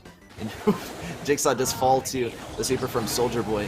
He's going to be playing for control around the left side of the Titan, bursting through. But Min Woong is still going to be able to pick up loads of damage on the Titan. The Titan, though, just keeps on going back and forth. He is not using the healing, though. It appears he is playing with Zero Drag, the first star power, which is interesting because Gas Heal is pretty much the... I don't know what to call it. It's just the standard here. Great pinch from Jig and Slash on the top right-hand side. Now they're going to start to able to push forward here onto the zone. Mint Moon going to be joining the push as well. Salas getting pinched into the corner, and this is looking really good for Aqua right now. Oh, it's looking fantastic for Aqua. Even though the percentages have gotten kind of close, they just don't even care about that back left point. They are so determined to cap this one over here. The Titan is actually forced to abandon post, and it's going to let Aqua even further their lead. They are not leaving this point. Ouch, and the spins as well. Salas says, oof, and throws up the pin. Jigsaw spinning. Aqua are now at match point. Yeah, spin to win. I mean, Stu said it best, right? Yeah, so, I mean, Aqua's just looking really good. Like, Evil Space, they had some good plays at the start, but I think just the way that Aqua was handling that, where they were able to split, they had back and forth. Jigsaw did a really good job, especially with Mr. P, and you have that second bounce when you're able to push it forward, regardless of whether you hit the wall or not. So I think Jig just did a really good job kind of keeping that mid lane up, where he was able to push forward. He was able to help Slash push onto the enemy zone. Then he was going to be able to come back and help Midwoong defend their zone and kind of hold that in place. So Jig did a really good job just kind of controlling that mid, and I don't think Evil Space was really able to adapt toward the end of that game. Yeah, and that's pretty much exactly what I saw as well. Though this is when we would need to see some kind of adaptations from Evil Space, because Aqua, they're a little bit unpredictable, right? We thought they were going to pick a Stu here. Stu is strong, and they're good at playing Stu, but it wasn't the pick at all. And Evil Space definitely thought, like, yeah, that is a game we're playing here, because they picked the Stu on aggression. And Jigsaw is going to be picking up the Stu this time as Slash on that bell and Minwoong on the spike. I was kind of hoping that Aqua would play something a little bit off meta just for fun, but they are not playing around. They want to get through this match ASAP to get that 4-0. Jigsaw is forced to retreat though, and the Titan is punished for that breakthrough. Slash now advancing up the right side, and Aqua, they just want to cap the enemy point here. They don't really care too much about their own. Slash is going to return to get a little bit of capture here, but it's not the main concern. They have to get on the right side point first. Yeah, Aqua takes the same exact comp that Evil Space ran in the last game, and they're off to a pretty decent start with it. Evil Space has captured more of their zone, but now Jigsaw is right up onto the zone of Evil Space and looking to keep that pressure up. Minwoong looking to apply some pressure as well, and a beautiful use of the big cactus to kind of act as a tank. And that's what we were talking about going against Stu, having things that you're able to spawn in to distract Stu because he's that single target brawler. And that's exactly what Aqua did in that scenario right there, and they're able to completely dominate this top right hand zone.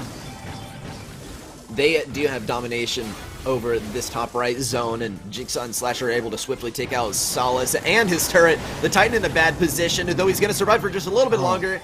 And Minwoong is able to pick up the kill. Minwoong is burning though, and he, oof, just goes down to the flame from the Titan Super. Aqua though, still in the lead here. Slash on the right lane is not leaving without that last sliver of percentage on the point. He's doing a great job of dodging. There's the kill on Salas. There's the kill onto the Titan. And the next to fall is going to be Soldier Boy. If Jig and Slash are able to get the kill, no, not quite. Aqua, though, still looking to capture their own point and get themselves as close as possible to 100%. One thing I've been noticing about Aqua throughout this entire series is their mechanical skill is just on point. Like, if in that last moment Slash was pushing forward, he was able to get a shot off. Like, he does it again right there. He's able to get the shot off. He gets a lock. And, like, the timing in between that has to be under a second. Like, the ability to do that is what separates good players from great players, and Aqua is just putting on a clinic in terms of mechanical skill right now. Ouch, they have 99% to 50. The Titans, oh, not going to be able to take it to 51. Ouch, the spins as well. I watched Slash walk off the point at 99% and go for some kills, and I was like, oh, maybe he has a quest, and then I realized that is actually kind of dumb. Slash, though, ooh, he's going to take the long way around. He's not able to teasing do that the enemy, acting like he's going to go on the point, but he's not going to. Yeah, not going to work in friendly games. I don't think this game is friendly at all, though, because Aqua are really hitting these guys with the disrespect. Letting it go to 99 to 63. Ouch, and that is how Aqua work. and they are going to be man. taking their final game. Wow. I mean, like I said, Aqua's mechanical skill is what led them to such an easy victory.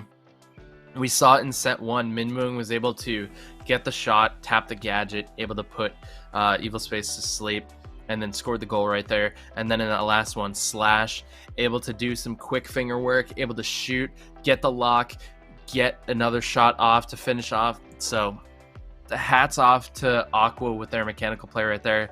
When you're able to visually see that from a spectator's point of view, that's when you know that a team is really good.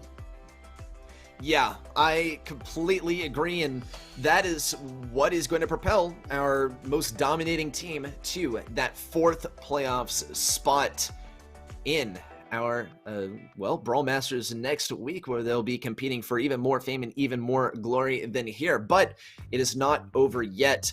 Aqua has to move on to face yet another opponent. Let's get a look at the bracket to see how things have advanced along during these last couple of matches. Here is our bracket powered by G Fuel, along with some of our casters here, or maybe just me here at Brawl Masters. Y'all, our semifinals are locked in. On the left side of the bracket is going to be O.O versus the Monkeys for the first semifinal, and then QSJ versus Aqua for our other semi-final.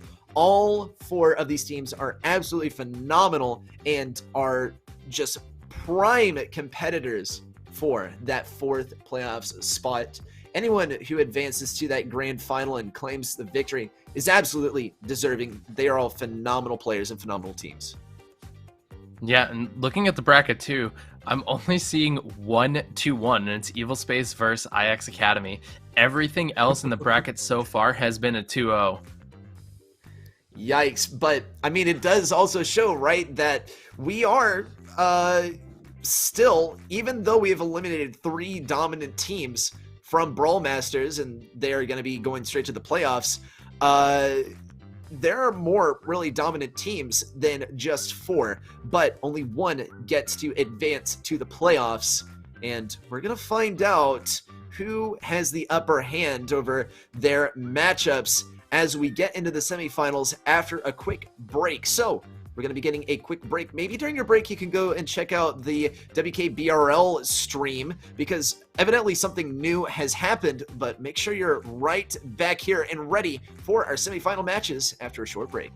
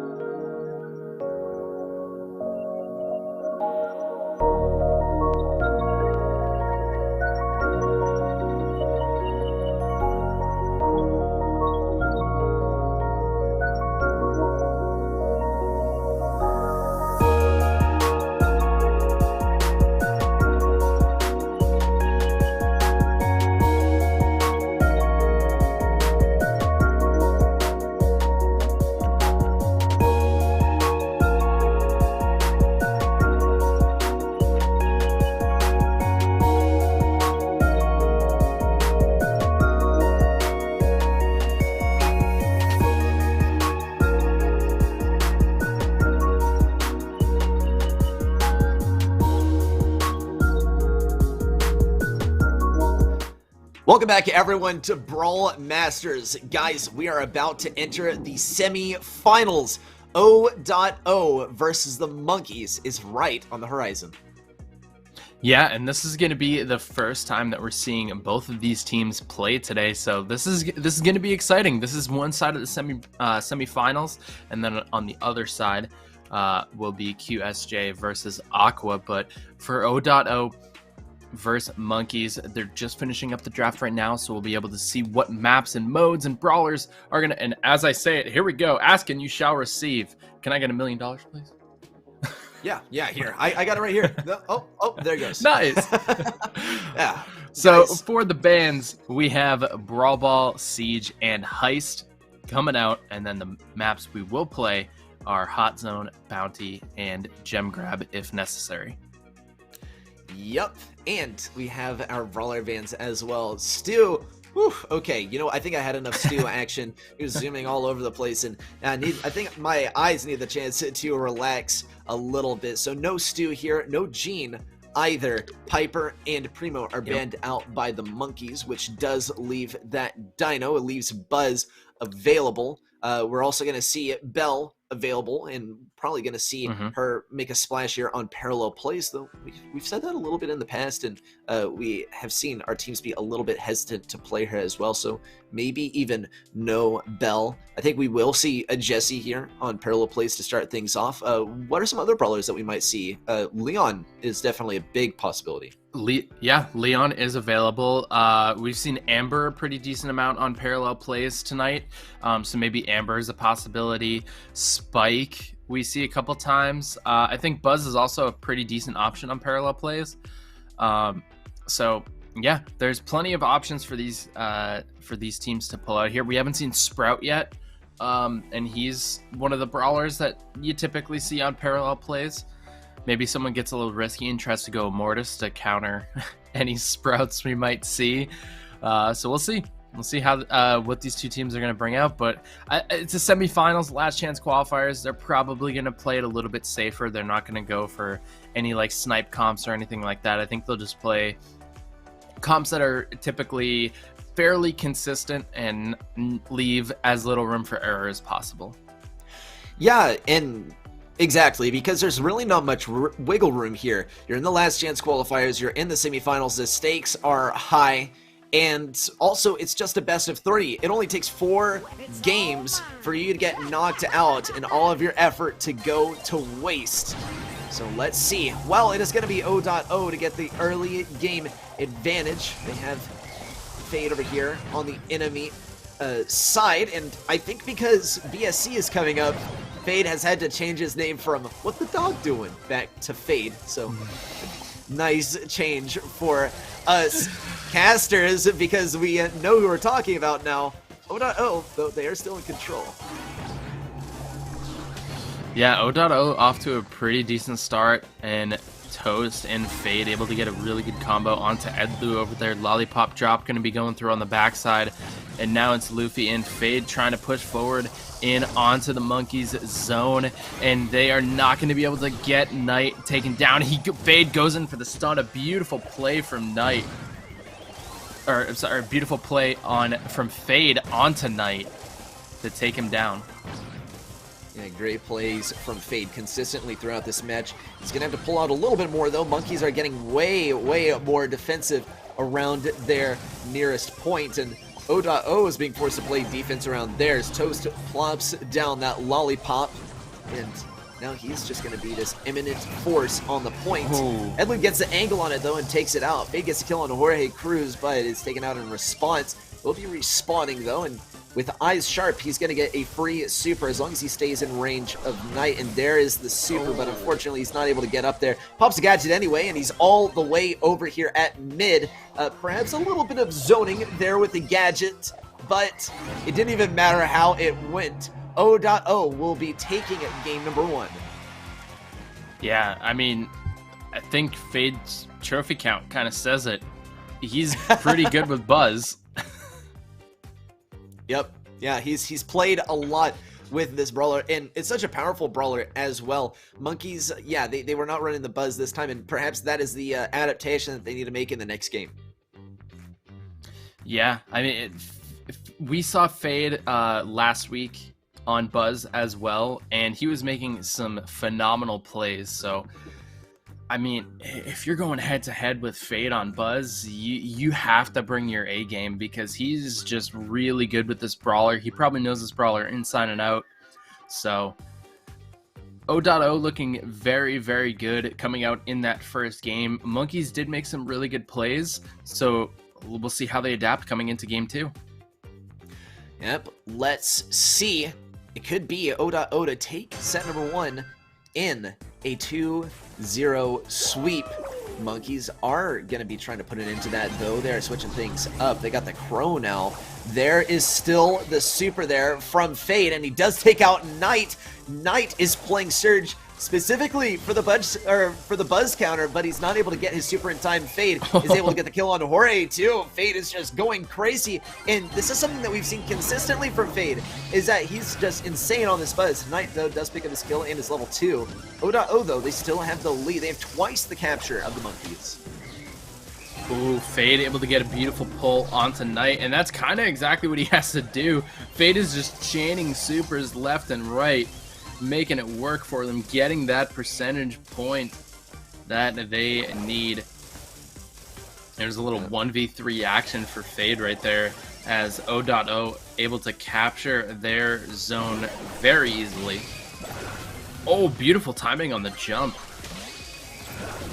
Wow, and Knight gets great timing on the super once again. Now with the level 4, he's going to be able to push in on the left side.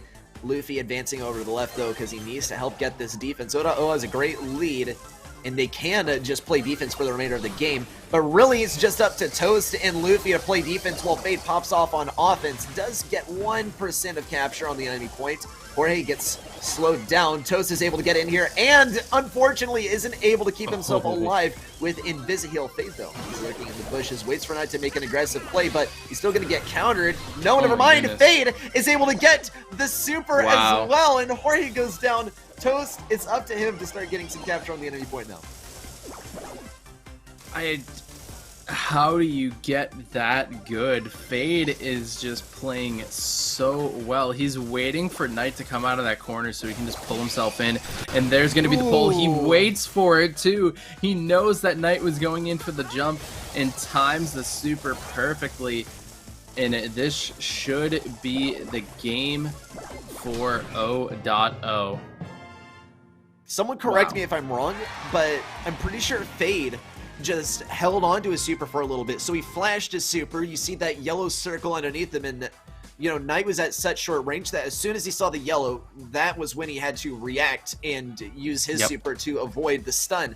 But Fade just knew exactly what he was doing. Yeah, he flashed the super to bait it out, and yeah, we received confirmation that he did indeed flash it, and that is just man, the mind games here.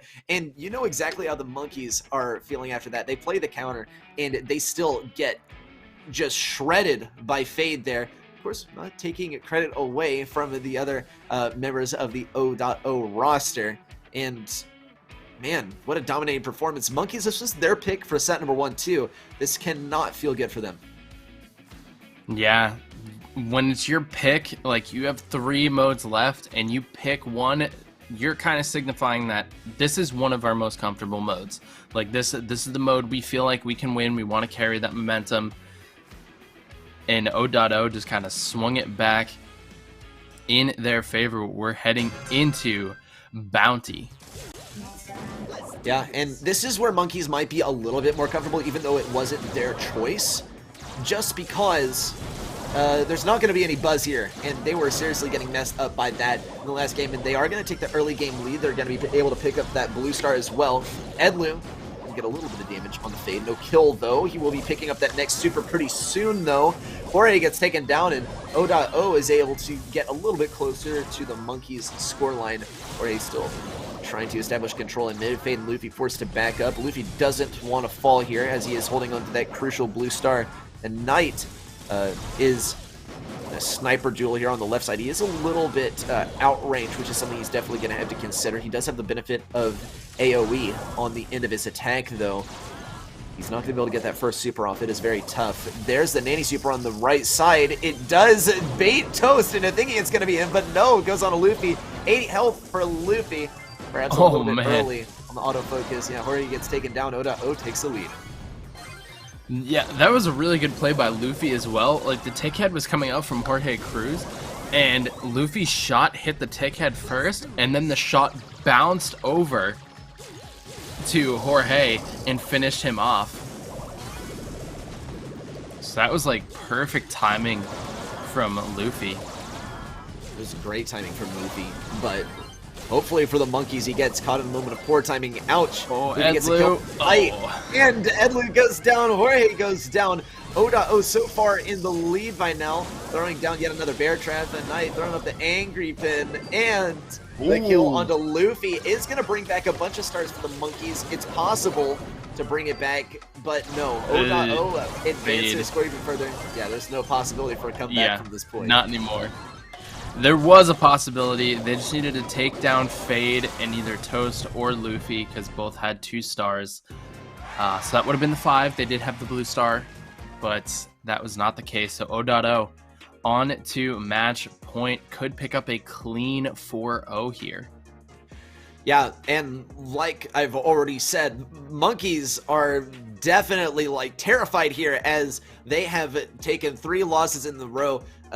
O.O with a huge amount of momentum on their side, and monkeys now pretty much at the lowest low you can be in a best of 3. Reverse sweep is a possibility. O.O, they are not going to let that happen. Bring out the same strat once again. Monkeys not trying anything different either. They just got to get that early game advantage once again, except this time hold on to it and never let them. Oh my gosh!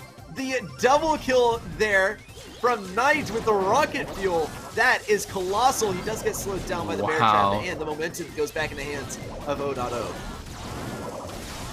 That was a beautiful play from Knight. And Jorge able to pick up a kill onto Luffy, swinging the game back toward monkeys. 172 remaining on Knight's health bar, and Toast being forced to retreat as well. Fade has his location known. And this is like a completely different play from monkeys that we saw in that first game. Fade trying to get the tick head down in front, and Luffy's gonna take Peep again. That was a great bit of piloting there on the Peep, and actually Toast is able to get the kill onto Edlu, and Edlu fires right back before going down. Monkeys still maintain that lead. Yeah, Toast with a GG pin, as that was a very nice play. And O.O are going to really have to fight for their win here. Toast throws up that return to center. Fade is able to take the Peep. Monkeys are being forced back gradually, and with the clock ticking down and another kill going the way of O.O, it could be a very poor position for them. Knight actually going to avoid that damage. Wow! And Luffy is able to tap him just once, but it's not enough to get the kill. I can't believe Knight was able to dodge that, but they are able to pick up the kill onto Jorge Cruz, and now the retreat is on. Edlu trying to push forward, trying to find one more kill. This game is going to go over to O.O if Monkey's not able to pick up another kill. The blue star is in their hands, going to get a takedown over there. Luffy's going to have to be the one to go down. He is not going to be able to fall on the left-hand side, and that is going to do it. O.O with a beautiful comeback to get the clean 2-0. A very nice 2-0. 2 2-0s in a row makes a 4-0 sweep.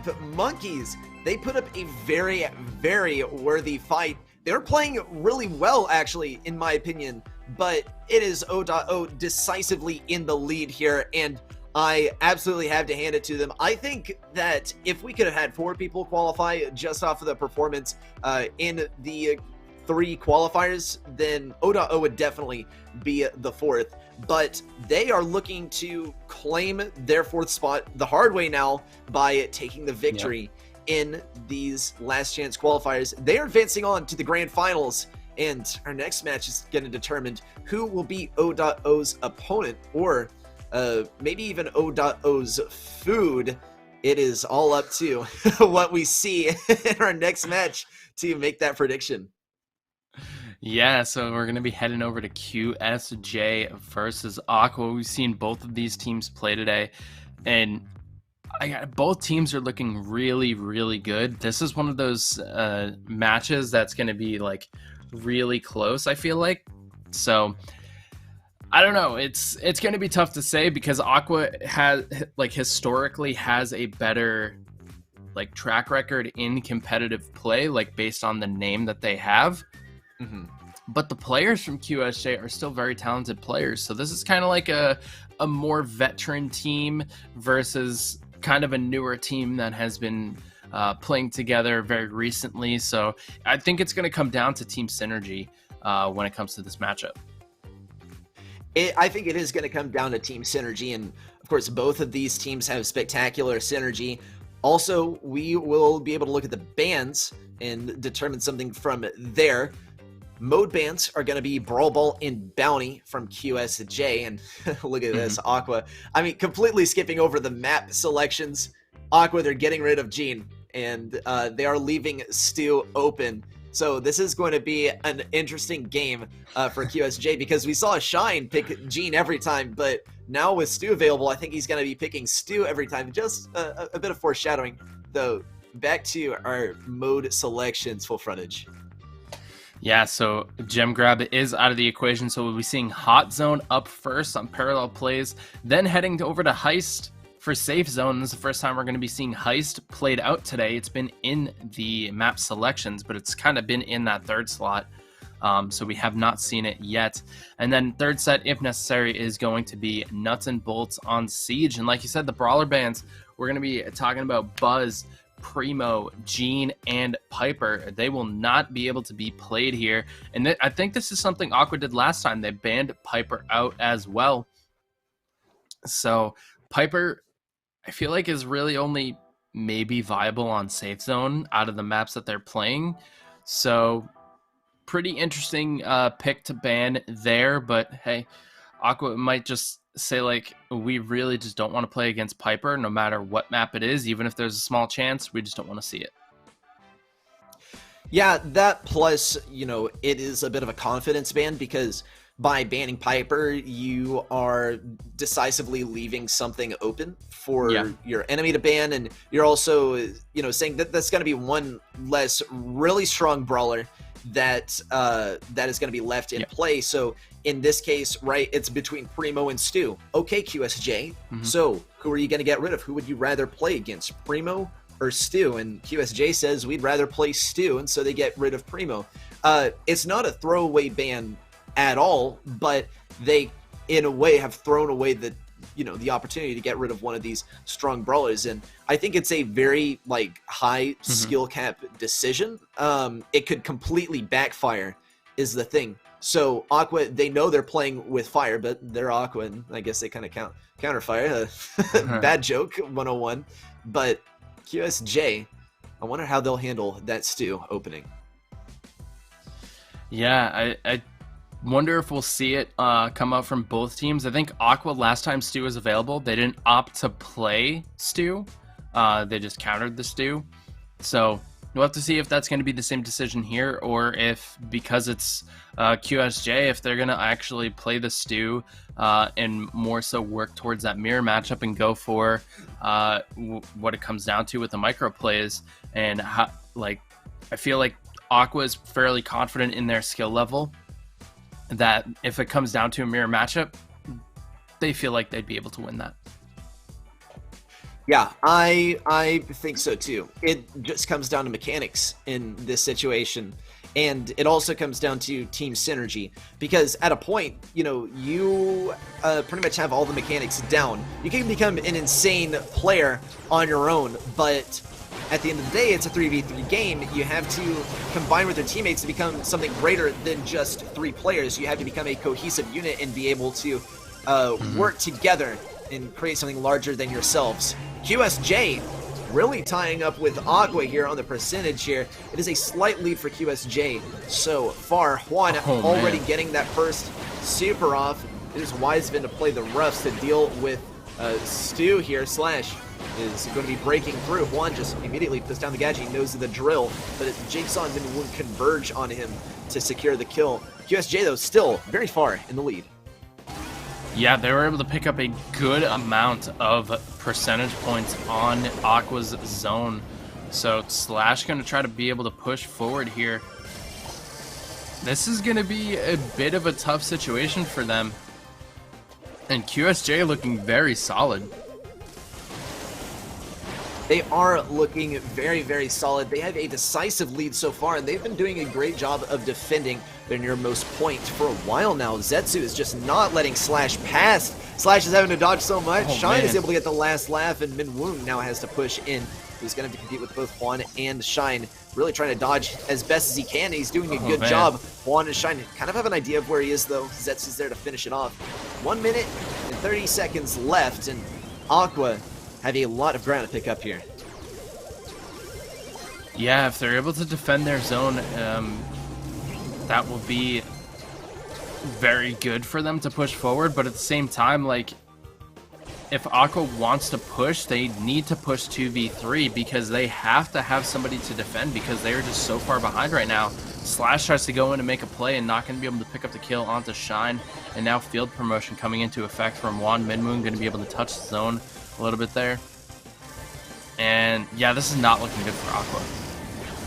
It is not looking good for Aqua. They have not really been able to pick up much ground here. Zetsu is getting on the enemy point now. Minwoong is trying to put a stop to it, but Juan is here for backup. Shine coming around the left side to fend off Jigsaw and Slash. It looks like a QSJ win for game number 1, which is not what we were expecting at all, but this team is just going crazy at the moment, and they are really going to be putting up a good fight versus Aqua.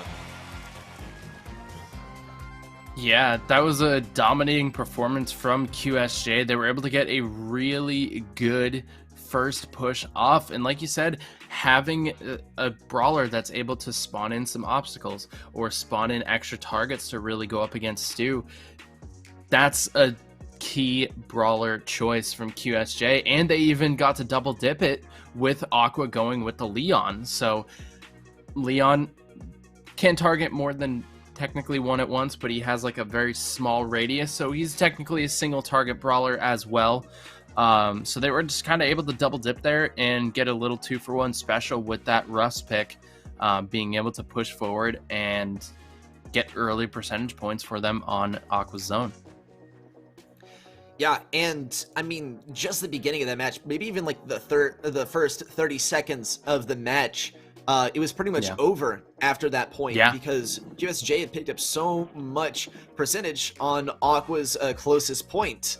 And that was completely defining as Aqua, they were able to catch up on capture on their own point, but they were not able to leave it because QSJ was just so dominating in this non-stop offense. Also, it was pretty evident that Leon is not going to work here with only pop drop when that barrier that he normally puts it behind is just going to be immediately broken open by Stu's breakthrough. So this does call for an adaptation from Aqua. QSJ, I don't think they were like playing a counter comp here. They were just playing something that's strong, but Aqua played something that got countered pretty hard by pretty much the safe pick here, which is quite risky and is not going to be repeated likely. Yeah, I was literally just about to say I wouldn't be surprised if I see Aqua on Barley or Sprout, just to have that thrower in to help deal with Colonel Russ a little bit.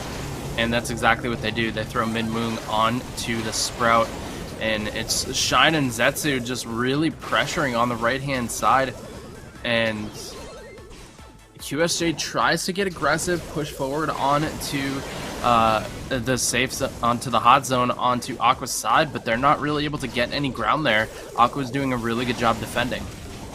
Yeah, especially considering the matchup that they have here. Slash is still playing into Juan over here. He does actually ban out the second set of sandbags, though, which is going to be useful for Aqua later on in the game. Jigsaw is actually not able to take advantage of Juan's position here, but Minwoong is going to step in to get the pinch, and there it is. And Aqua's going to be able to play control around this Colonel Rush power-up. Slash also on this point does heal up a little bit with gas to heal. Unfortunately, it's not able to keep him alive, but Aqua is still decisively in the lead here. This is pretty much the start that we saw from QSJ in our last game, and now it is from the side of Aqua. I think this was a better comp picked by Aqua, and it is going to net them the win here. Yeah, I think the comp is much better in terms of matchup, and the way Aqua played it was so much better. They focused on defense first because in the last game, QSJ was just so aggressive trying to push forward to that right-hand zone. They had Juan pushing forward. They had Zetsu going in for some push as well, and I think Aqua just adapted really well to that with the composition and the play style to know that QSJ was going to start aggressive and then able to bounce back and tie the series up at 1 apiece. Yeah, and with our score at 1-1, we've already seen 2 different strategies from both of these teams. So pretty much all the surprises are gone. We saw the Stu really giving a tough time to Minwoong on the Leon, and then Sprout to deal with the enemy Stu. And we saw even towards the end of the game, Stu rushes forward with a super and is just shut down by Sprout's hedge. So with that considered, like, what are you going to do to counter Sprout here? Well, you could like run a surge or just any sort of normal thrower counter. Mortis. But yeah, or Mortis or something like that. But Mortis is going to struggle here versus Stu, I believe. And that is, going to, completely eliminate him as a possibility for dealing with Sprout. So I think this is when we kind of see a mirror match, which is not the favorable situation for QSJ at all.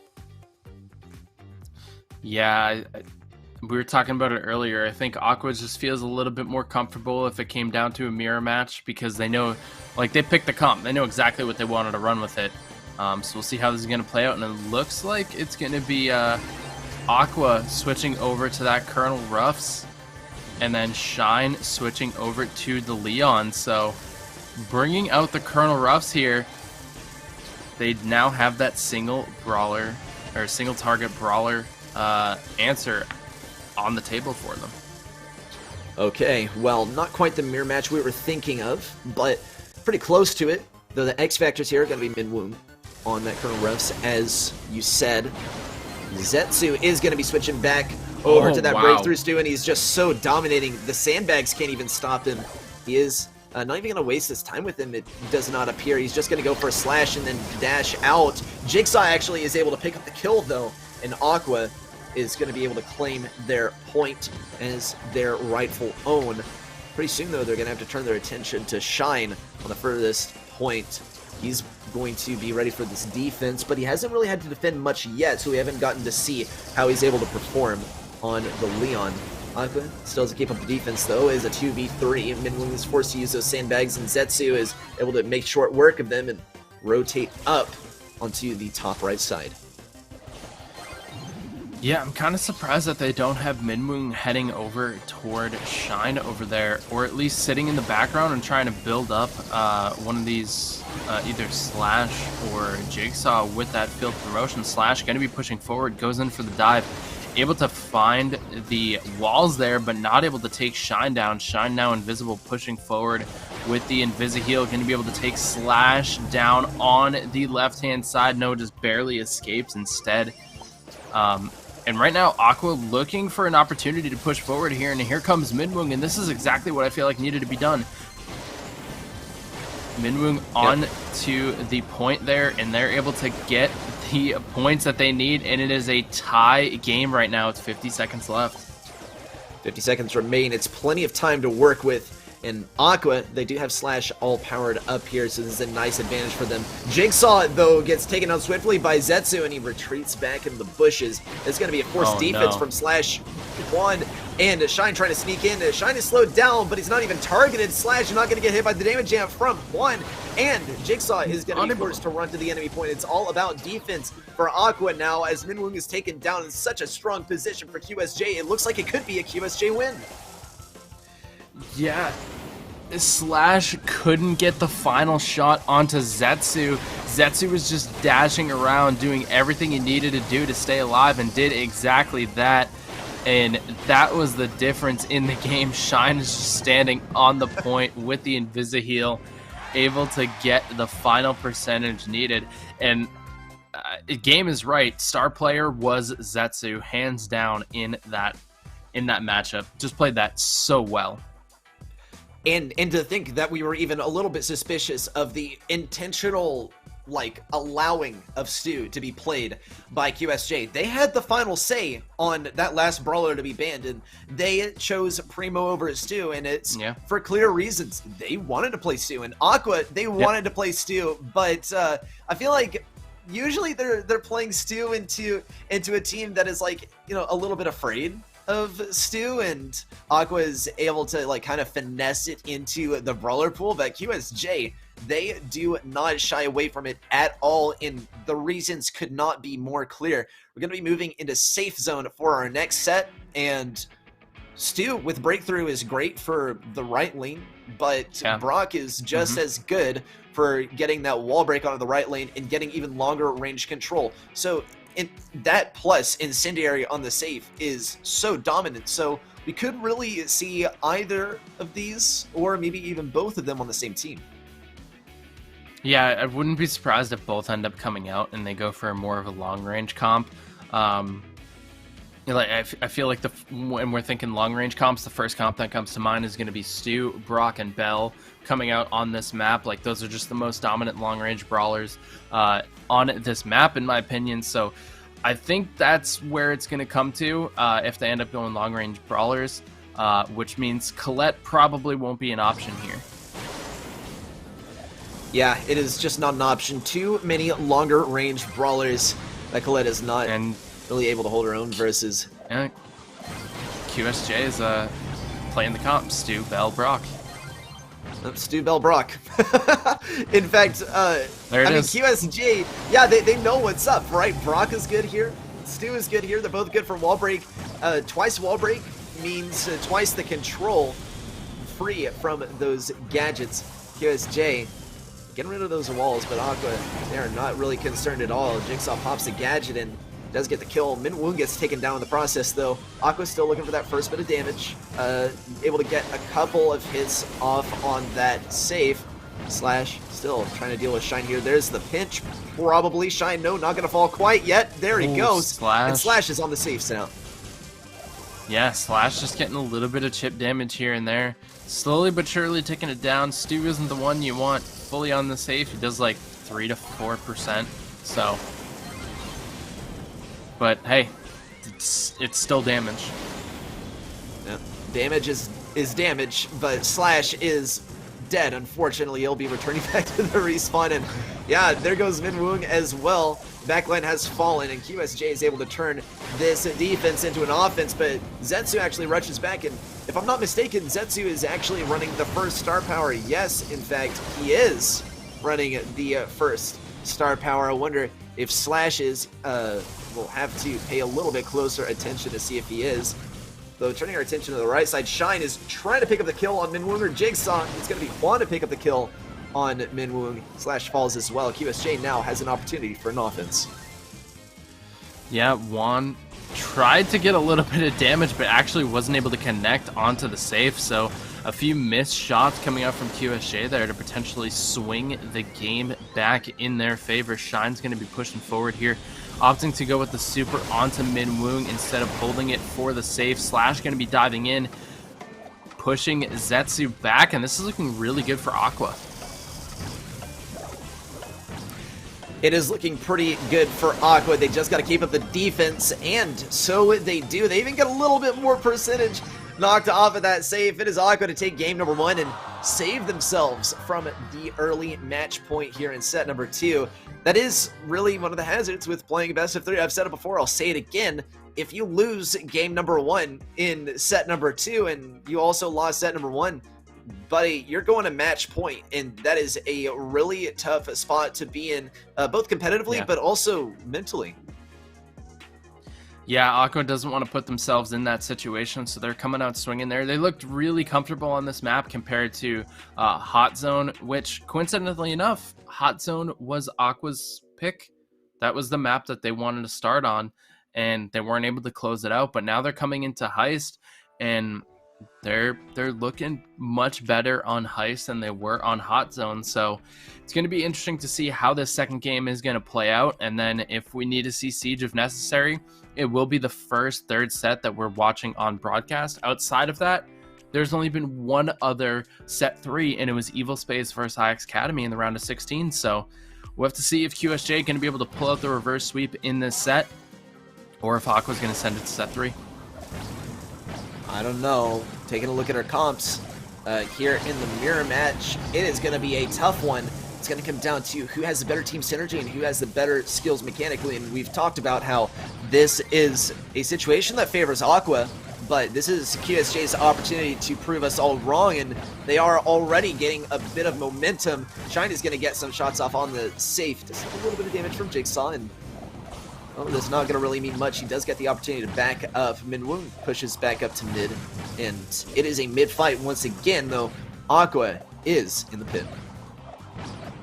Yeah, QSJ doing a really good job kind of forcing Aqua back, and if Shine is just able to push forward a little bit and just get that consistent like 3 to 4% damage onto the save, that is going to be huge for them, and that's kind of what led Aqua to victory last game, right? It was Slash pushing forward with the stew, and he was just slowly getting 3-4% shots in there, and that's what QSJ is trying to do right now, just push forward and get that little bit of chip.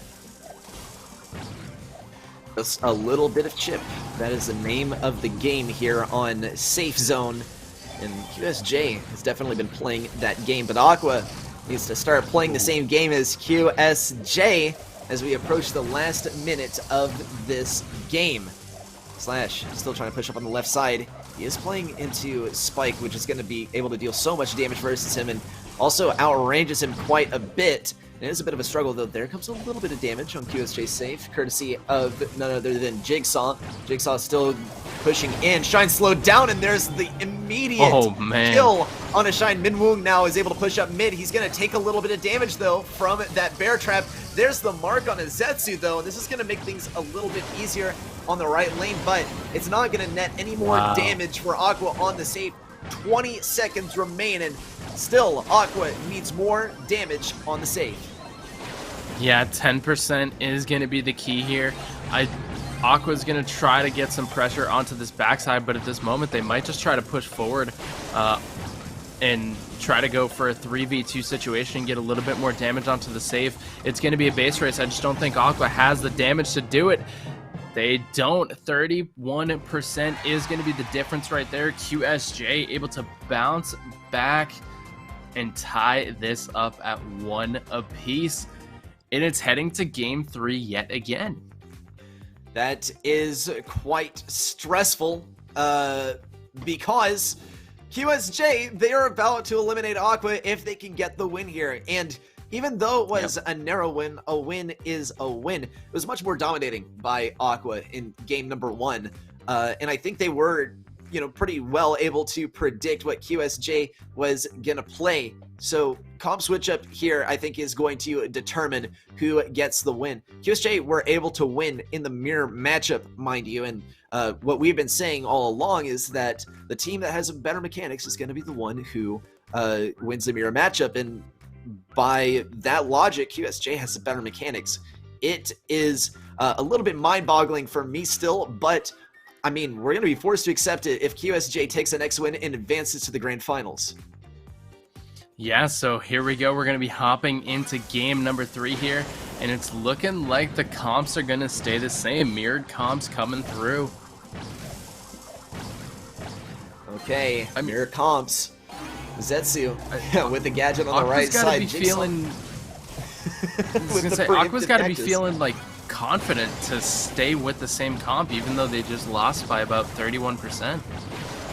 Yeah, I mean, maybe they say, like, okay, well, we just need to change up the strat a little bit. Oh my god, Jigsaw's going to be able to get on the safe, and if he can stand right on top of the safe, he's going to get so much damage, and damage he is doing already, 23%, and Slash is going to help out as well. Juan's going for the defense. This is a big blunder on the side of QSJ. Yeah. They have let Aqua gain access to their safe in exchange for the base race, but they didn't get a spike on the safe, and Aqua has such a lead now. I was going to say, Spike is not the brawler you want to let through and get onto the safe that easily. It's so horrifying. And Minwoong's going to pick up the kill. This is pretty much the victory here for Aqua. This is going to be very, very tough for QSJ to come back from. If they're able to pull this off, I will be shocked. Yeah, they don't have very much wiggle room to work with. Ouch, and there goes Shine. It's a 3v2. Juan is able to back up though, and Slash is zoned out of mid. Zetsu looks for the kill, isn't quite able to do it. Jigsaw wants the kill. Zetsu is taken out by Slash. Minwoong trying to do anything here. Aqua, they really had to make sure they play their cards right and don't get too antsy, because if they do, then they can let QSJ just walk all over their safe, and that does appear to be happening right now. Juan and Shine are now converging on that safe. Jigsaw is back for the fight though on the right side. Shine still getting consistent damage on that save, and it is being whittled down, 23% differential. Aqua doesn't look like they'll be pushing much beyond mid, unless Minwoong has to say something about it. Zetsu is low, and Minwoong has the optimal matchup. Shine now turning his attention on the left lane. 15 seconds remain. It's enough time for a push from QSJ, though is it going to happen? Oh man, Zetsu's going to be able to take him down on the left side. Oh my gosh, it's going to happen. I can't believe QSJ just came back from that. That is absolutely insane. QSJ take it back in the final moments. Unbelievable. So yeah, full frontage. Wow. I'm taken aback too. That is shocking, because Aqua had such a strong start. They just couldn't hold mid control. It just seems like QSJ, they have come completely out of the shadows. They are this dark horse, and they are playing so well against these top tier teams in this region. Very, very well played by QSJ. They just pop off at the exact right times. Exactly when they need to is when they pull out all the stops and go all out crazy on the offensive. Just congratulations once again. That is absolutely insane. I can't believe that. Well, I mean, you better believe it. In fact, I believe our bracket is going to illustrate it a little bit more clearly for both of us, because yeah, I'm starting to believe my eyes now. Yeah, guys, there it is. It is our bracket powered by G Fuel in the flesh. It is QSJ in our grand finals to face off versus O.O. Let's kind of gloss over how these teams made it this far. We started with QSJ top right into the bracket. They faced off versus Gallant, then versus Coltu BG. Then, as we just witnessed, Aqua in another 2-0. And that has netted them their grand final spot. O.O also, they start on the top left versus TSG, then versus Dark Roots, and then versus Monkeys. And that is how they have claimed their spot here in the grand finals. Only one of these teams can make it to the playoffs. Yeah, and I'm still shocked that we've only, there's only been 2-1 on this entire bracket. So are the finals going to be going to set 3, or is it going to be a 2-0 for one of these teams? It's going to be QSJ going up against O.O. See, this is one of those where O.O is the team where I thought, doesn't even matter who plays in the last chance quals. With Tribe, with STMN, with IX ruled out of the equation, it's going to be an O.O win here. But now seeing QSJ just walk all over teams like Aqua, I'm starting to doubt that. And now we find ourselves in a position where we don't really know. O.O is versus pretty much an unknown enemy. And I just really have no predictions. May the better team win. Yeah, it's going to be intense. But with that being said, we are going to take a quick break, grab some snacks, grab some water, because we are in for one heck of a finals. So get your snacks, get the water, and then come back for some more Brawl Masters action.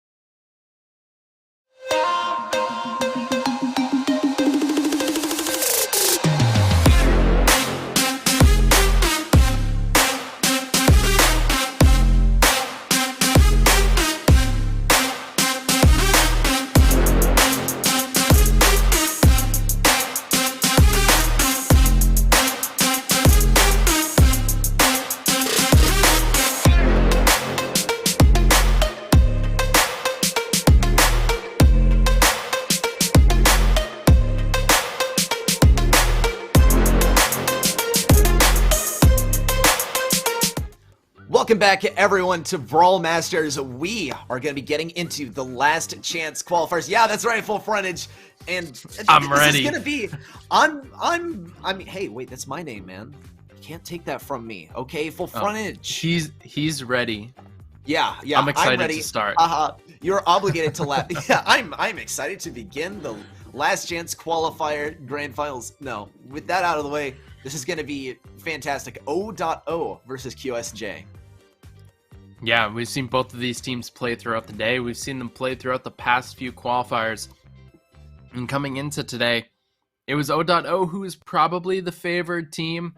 Just looking at past results, looking at the players, they just have they have history behind them as players competing in competitions in North America. Whereas QSJ, a little bit of a newer form team, but these players are just as talented. We've seen them dominate throughout the bracket today, so I'm really excited for this matchup because we thought O.O was going to be like a pretty convincing champion, and I honestly thought, I'm pretty sure I said on last week's broadcast that I thought the last chance qualifier finals was going to be O.O versus Aqua, but QSJ stopped Aqua from getting here, so I think we're in for one good matchup.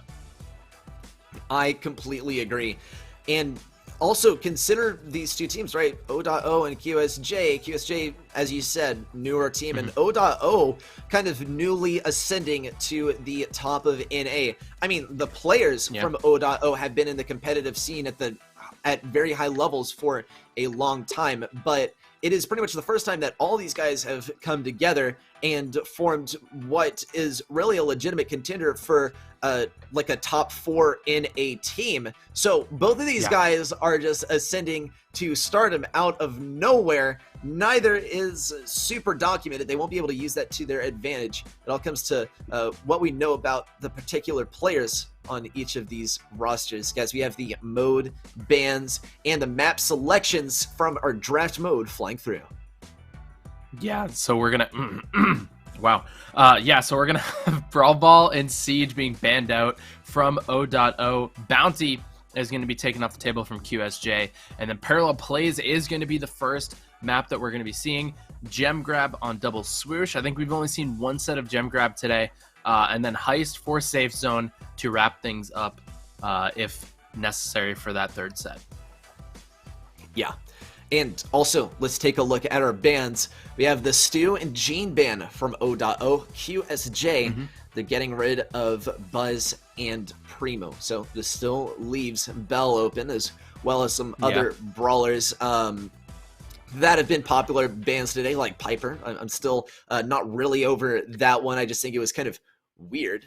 But she's going to be available if anyone wants her. QSJ are not going to have Gene available to them, and that is definitely going to be a bit of a thorn in the side for them, as they are lacking pretty much their two, pretty much powerhouse brawlers, and this is going to be a real strange one on Double Swoosh, because it is going to pretty much necessitate a brawler that's able to get a stun like Sandy or Tara. That's only set number 2. Let's get into set number 1.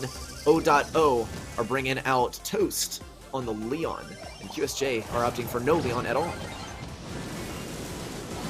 Yeah, Bell, Spike, and Jesse coming out for QSJ here. And right now, O.O looking to apply a little bit of pressure on to QSJ's hot zone. Juan trying to push forward a little bit. Super going to be coming down in a beautiful use of the big cactus there. Almost had the ability to take down Fade. Zetsu's going to be able to get a clean shot through. Bear Trap going to pop through there. Zetsu could have got some decent percentage points there. But great positioning on the Bear Trap from Luffy. Yep, O.O unfortunately might lose their lead in this game. Percentage racking up for QSJ. They just have to get a good offense. Toast is retreating, but Luffy picks up the slack. Toast just does a little round to heal up a little bit and then pop that Invisi-heal. Is going to be slowed down by the turn, and Juan picks up the kill. Fade really trying to keep up the pressure on the right side, but Shine is able to get the kill. And QSJ can now make a full-fledged push onto this point. Toast is going to try and defend. Fade looking for the pinch. There's a lollipop drop. Zetsu looks for the kill once again. He's not able to get it. Shine picks it up instead. QSJ, though, is in the lead, and they have control of this point. Yeah, Luffy missed some key shots and just was not able to keep QSJ off of the zone. So now they are pushing forward in, and it's going to be Juan just holding on to the zone right now. Zetsu is going to be joining in as well, and O.O knows this is over. They know it's over, and that is shocking because O.O, I mean, we've said it all along. This is a team we thought was going to win, and QSJ, they're just coming in out of complete nowhere and sweeping all of these phenomenal teams that have great synergy. They're well documented. They have history, and we've seen them consistently perform well. And and here comes QSJ to shake them up.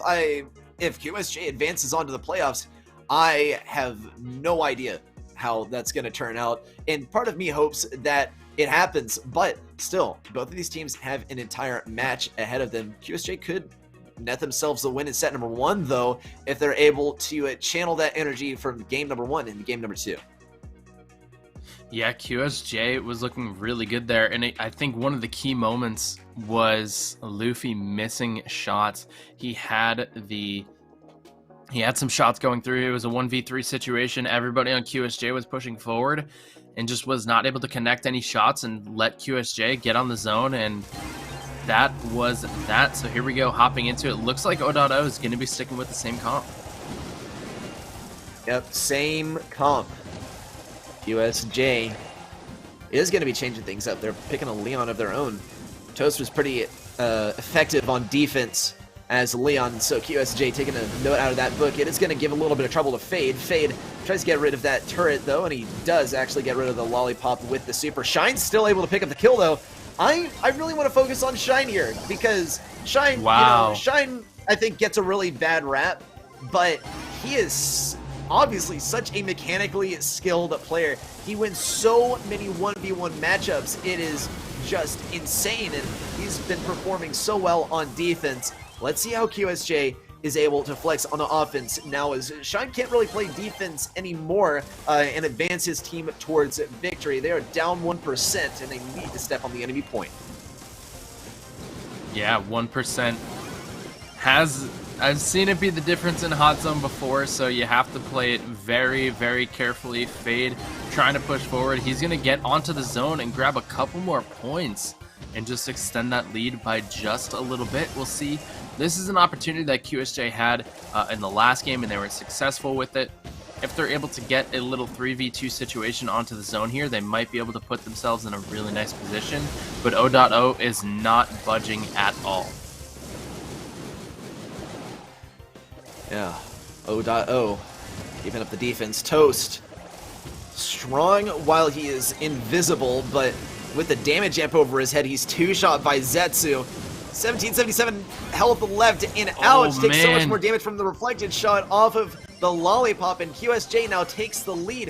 Juan is slowed down, but not for long. He's going to be able to heal up as well. Toast is slowed down. There's the kill for Zetsu. Fade takes some damage from it too. He does get the ignition on his Zetsu. Juan stays alive, but Shine now looks for the kill.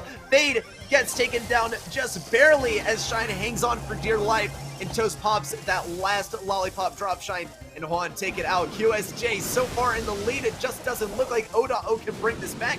Toast, you can see he's stopped at spawn. He's just going to go straight for the enemy side. He knows that this game is just about over, and the set is over too. QSJ, they are one game away from a match point if they keep up the momentum.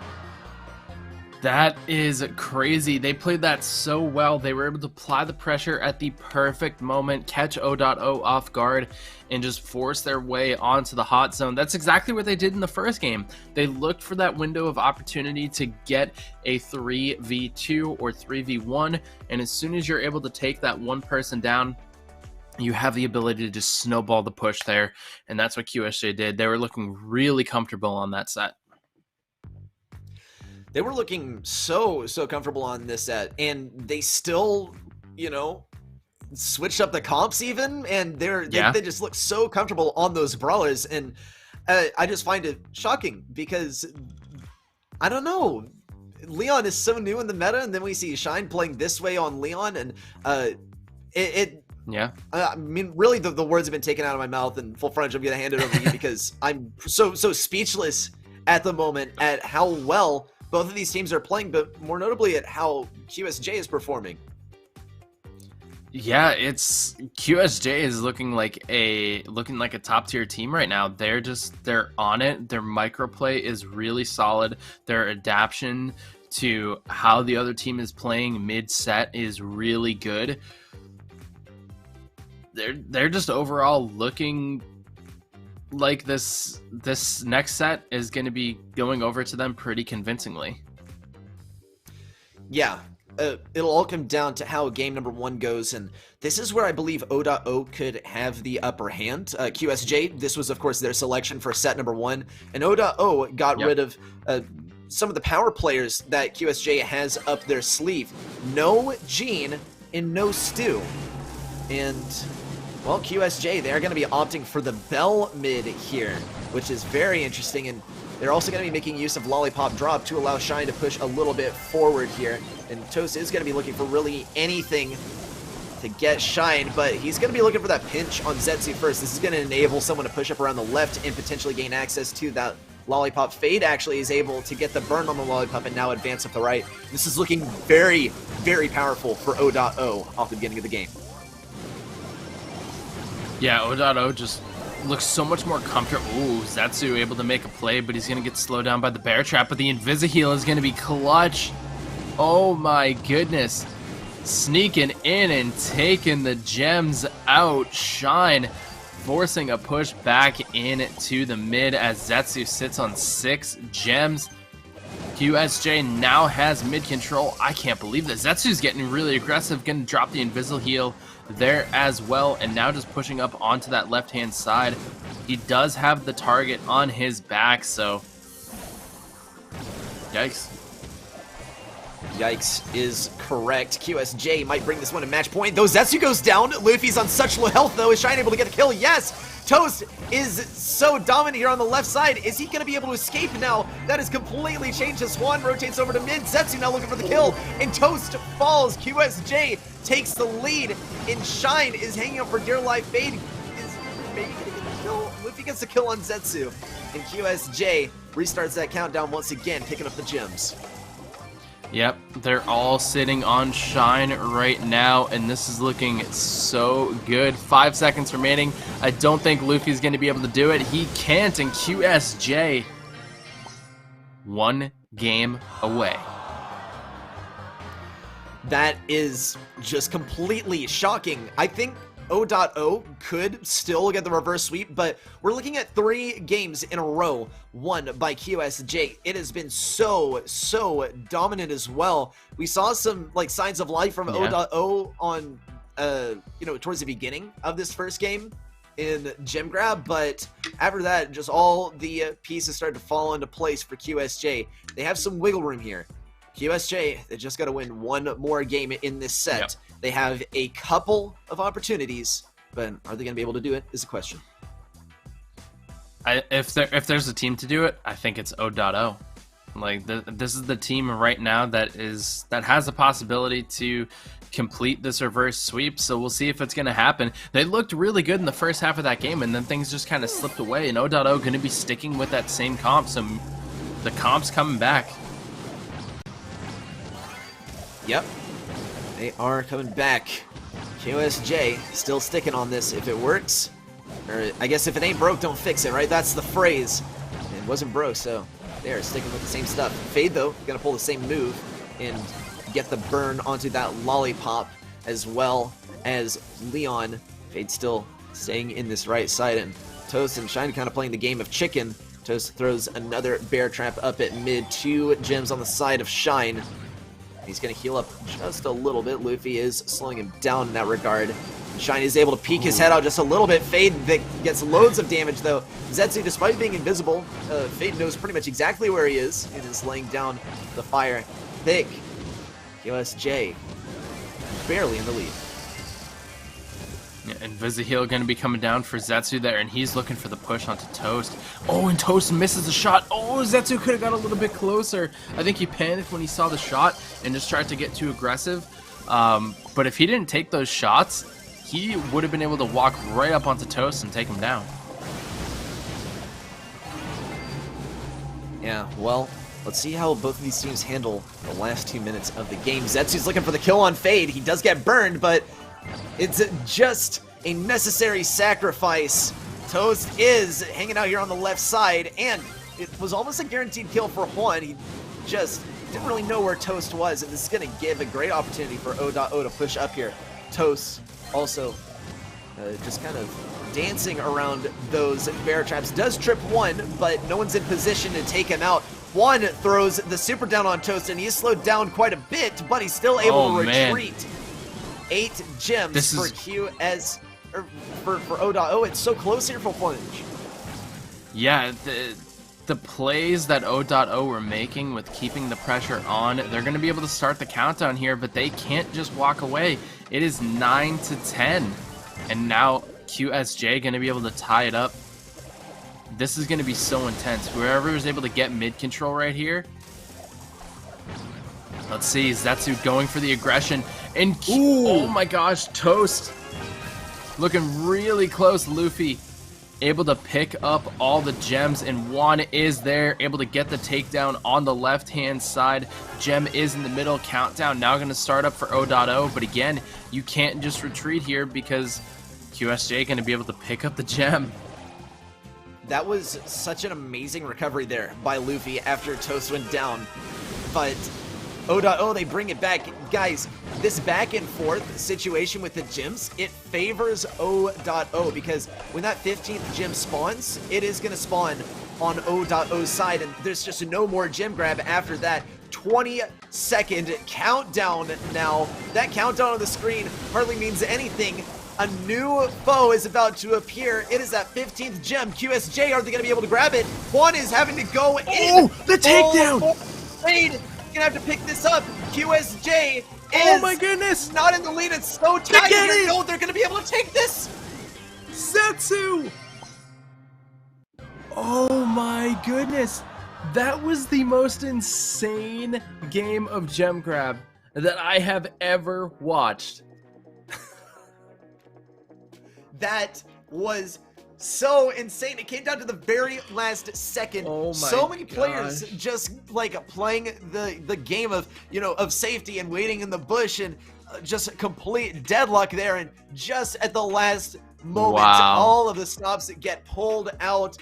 Just comes in to claim the kill on the gem carrier, and QSJ takes the win. Y'all, that means that QSJ from complete nowhere is going to be going to the playoffs, and O.O gets nada after tying up with STMN on points during the qualifiers. So disappointing there for O.O. Such an upset, but just a colossal W there for QSJ. That is insane. So QSJ going to be joining the region's top 3 teams: Tribe Gaming, IX Gaming, and Stamina. So this is looking good. This is looking like it's going to be a good NA finals. It is going to be such a nail biter too. I wonder if QSJ is going to be able to pull out the same stuff as last time. Let's get more of an overview of how they got here. Our bracket is coming in. Of course, our bracket that is powered by G Fuel. QSJ. It started versus Gallant, then Cold2 BGBG, then Aqua, and then O.O. They 2-0'd both of these Titans of the region, and now they're claiming that 2-0 victory. In fact, 4-0, a absolute, complete steamroll sweep. I mean, honestly though, that 4-0 record doesn't tell the whole story. It got so close at times, especially during that last game of gem grab full frontage. That was so insane to see it come down to the final seconds in that game. I couldn't believe it. I mean, QSJ, they didn't drop a single set today. Not a single set was dropped, and it's, I mean, this entire bracket is 2 O's, except that one in the bottom right corner with Evil Space versus IX Academy. that is just completely ridiculous. But with that, we have locked it in for the NA playoffs for this season of Brawl Masters. Y'all, first seed is Tribe Gaming, second seed is IX Gaming, third seed is STMN Esports, and then fourth seed is QSJ. That means we'll see Tribe versus QSJ, IX versus STMN. This is going to be absolutely spectacular. QSJ, I mean, they have upset potential. I wonder if they'll be able to take down Tribe. Something tells me, yeah, like my logical brain, my conscience says no, Tribe, nah, dude.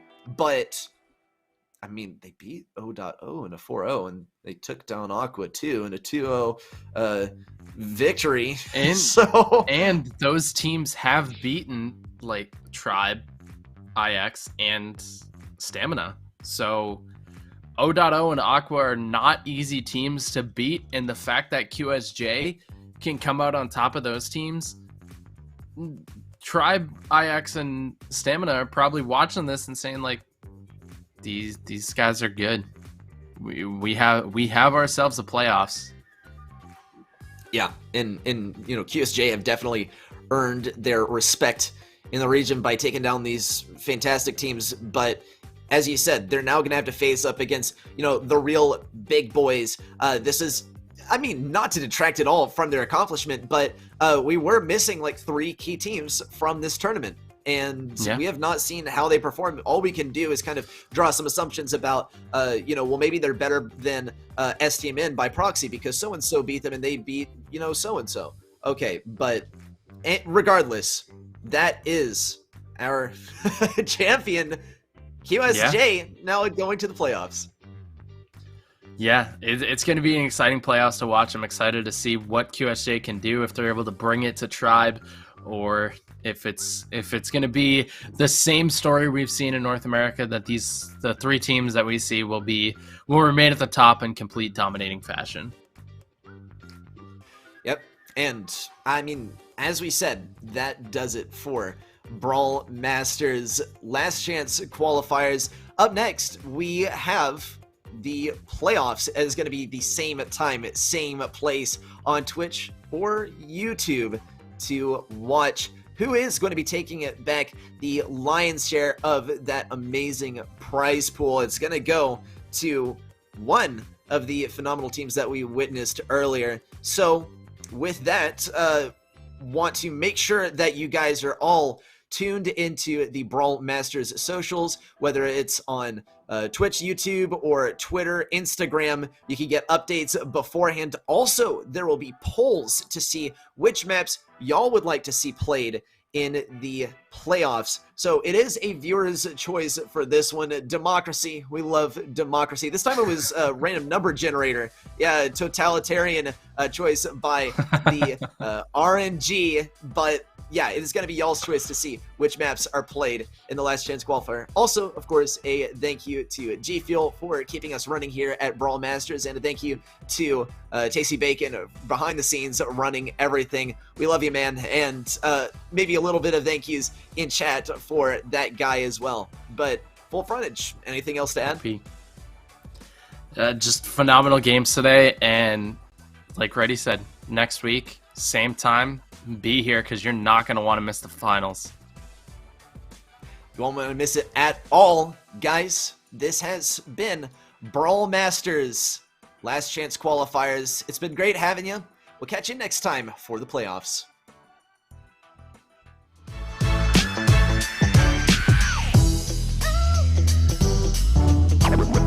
Yeah.